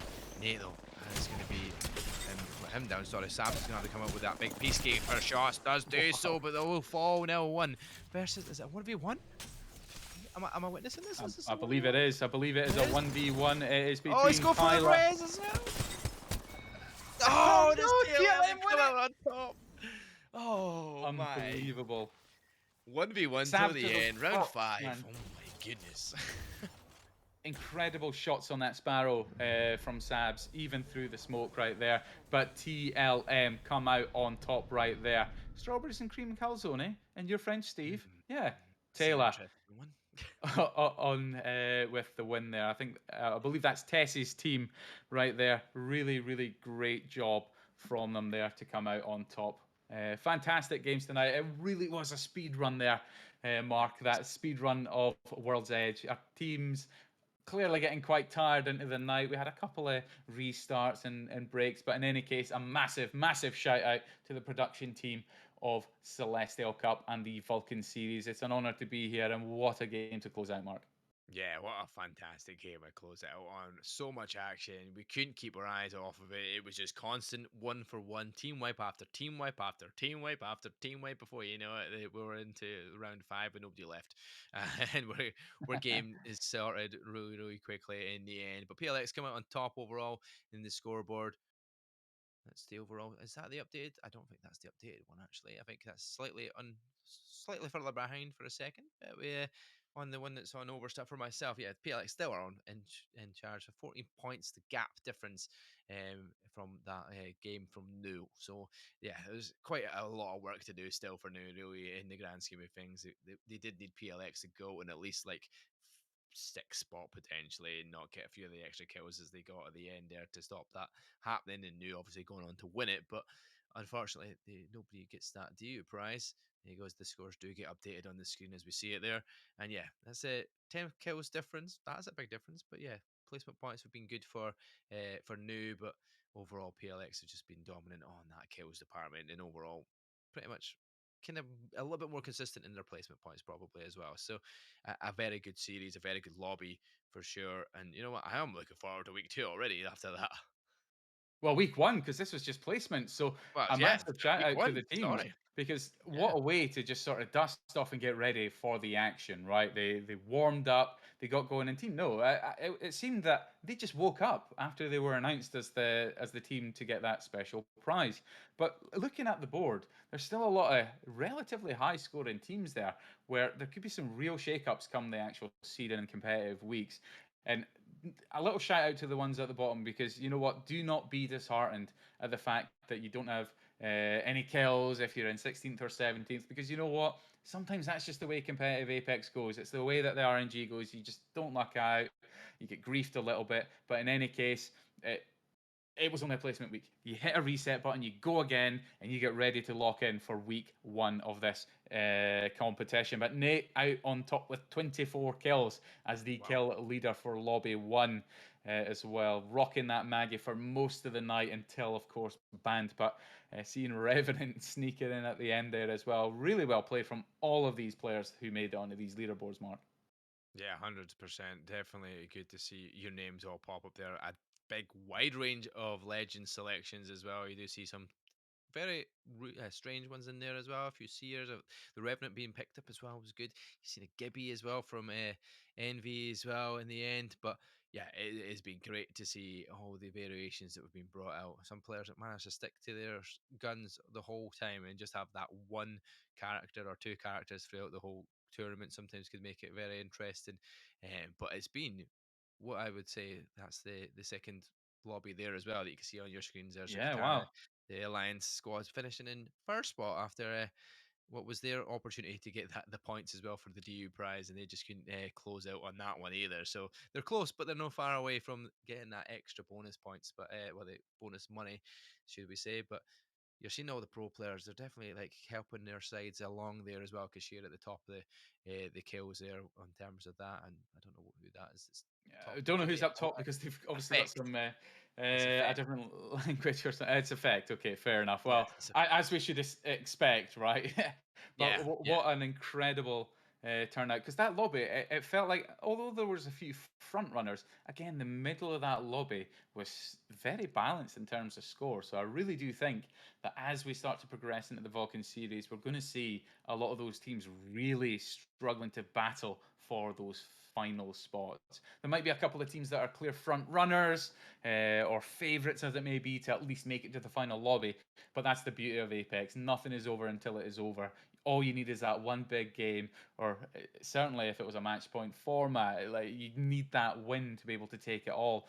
Apex can just change like that. One game, two games, it's never over until it's over. So to every single competitor out here tonight, even if it wasn't your night, trust us when we say it could be your night next week. Exactly, exactly. That is a definite thing for sure. Never give up is the statement of the evening. Never give up your opportunity to play and compete at the level that you want to compete. You can always get better. That's all you're going to do. The more and more you do it, the more and more you're going to get better. You're going to get further on in this and learn from what you've done previously. So let's wrap it up there, though, because it's been a fantastic 6 matches here in our seeding week. We'll be back again, same time, same place next week, but it'll be the start of the full series here, where we're going to have two lobbies once again running. You're going to have our main lobby, where it's the two top tens from lobby 1 and lobby 2 going into the main lobby, and then the bottom 10 from both teams, both lobbies, sorry, will go into the second lobby. And yeah, they'll be then competing to try and fight towards that main lobby, or to stay in the main lobby pretty much for the next couple of weeks. It's going to be fantastic to see. So many pro players will be battling out against one another once again, alongside their female competitors that are all fantastic players as well. And it's been great to watch. Well, Scott, any final words before we close out? There was obviously some gaps in some of those lobbies. So if you've watched tonight and you think, hey, I could get a squad together for this, or just jump into the Discord, maybe use some of the LFT channels, get to know some of the people looking for a team, come fill out these lobbies. Let's get a full stack going, because this is an excellent series to help fill that gap up until Sapporo when it's champ. So a massive shout out to you, Saki, and the team for putting this together. And it's been a pleasure. My apologies for the technical issues, but nevertheless, I should have some new tech soon, where at least if I'm going to be one of the ones in front of the camera, those instances should lessen. But a massive shout out to everyone behind the scenes, and most of all to every single competitor that came out tonight, because without you guys, it's not possible. So thank you all. Take care. Yeah, take care. Have a good weekend, Kuma.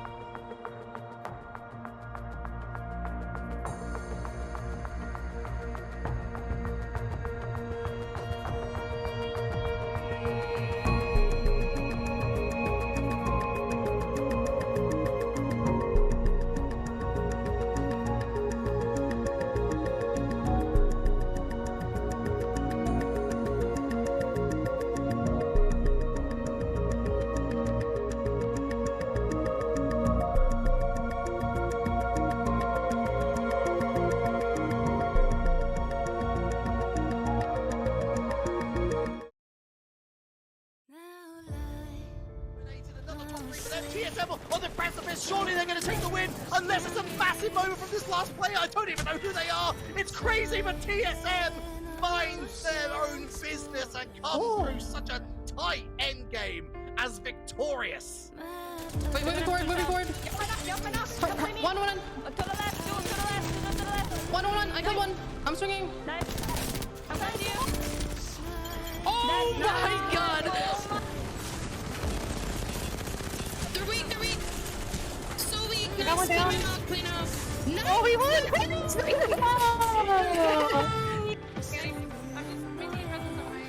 They're resing her. I'm gonna go down there if you can. We have to push this. I'm pushing this. One left. Dead. You're good. No, he's not off. You win it, baby. Please. You win it. Let's go! So much better.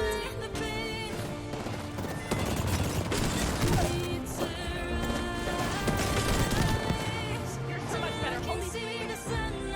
Not one. We're good. One fight.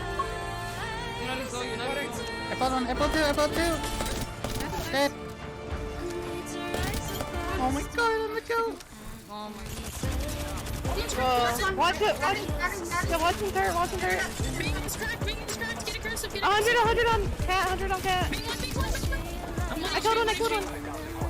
One more. Last one. That's the last one. Nice. Getting us smoke. Swing out. I killed one.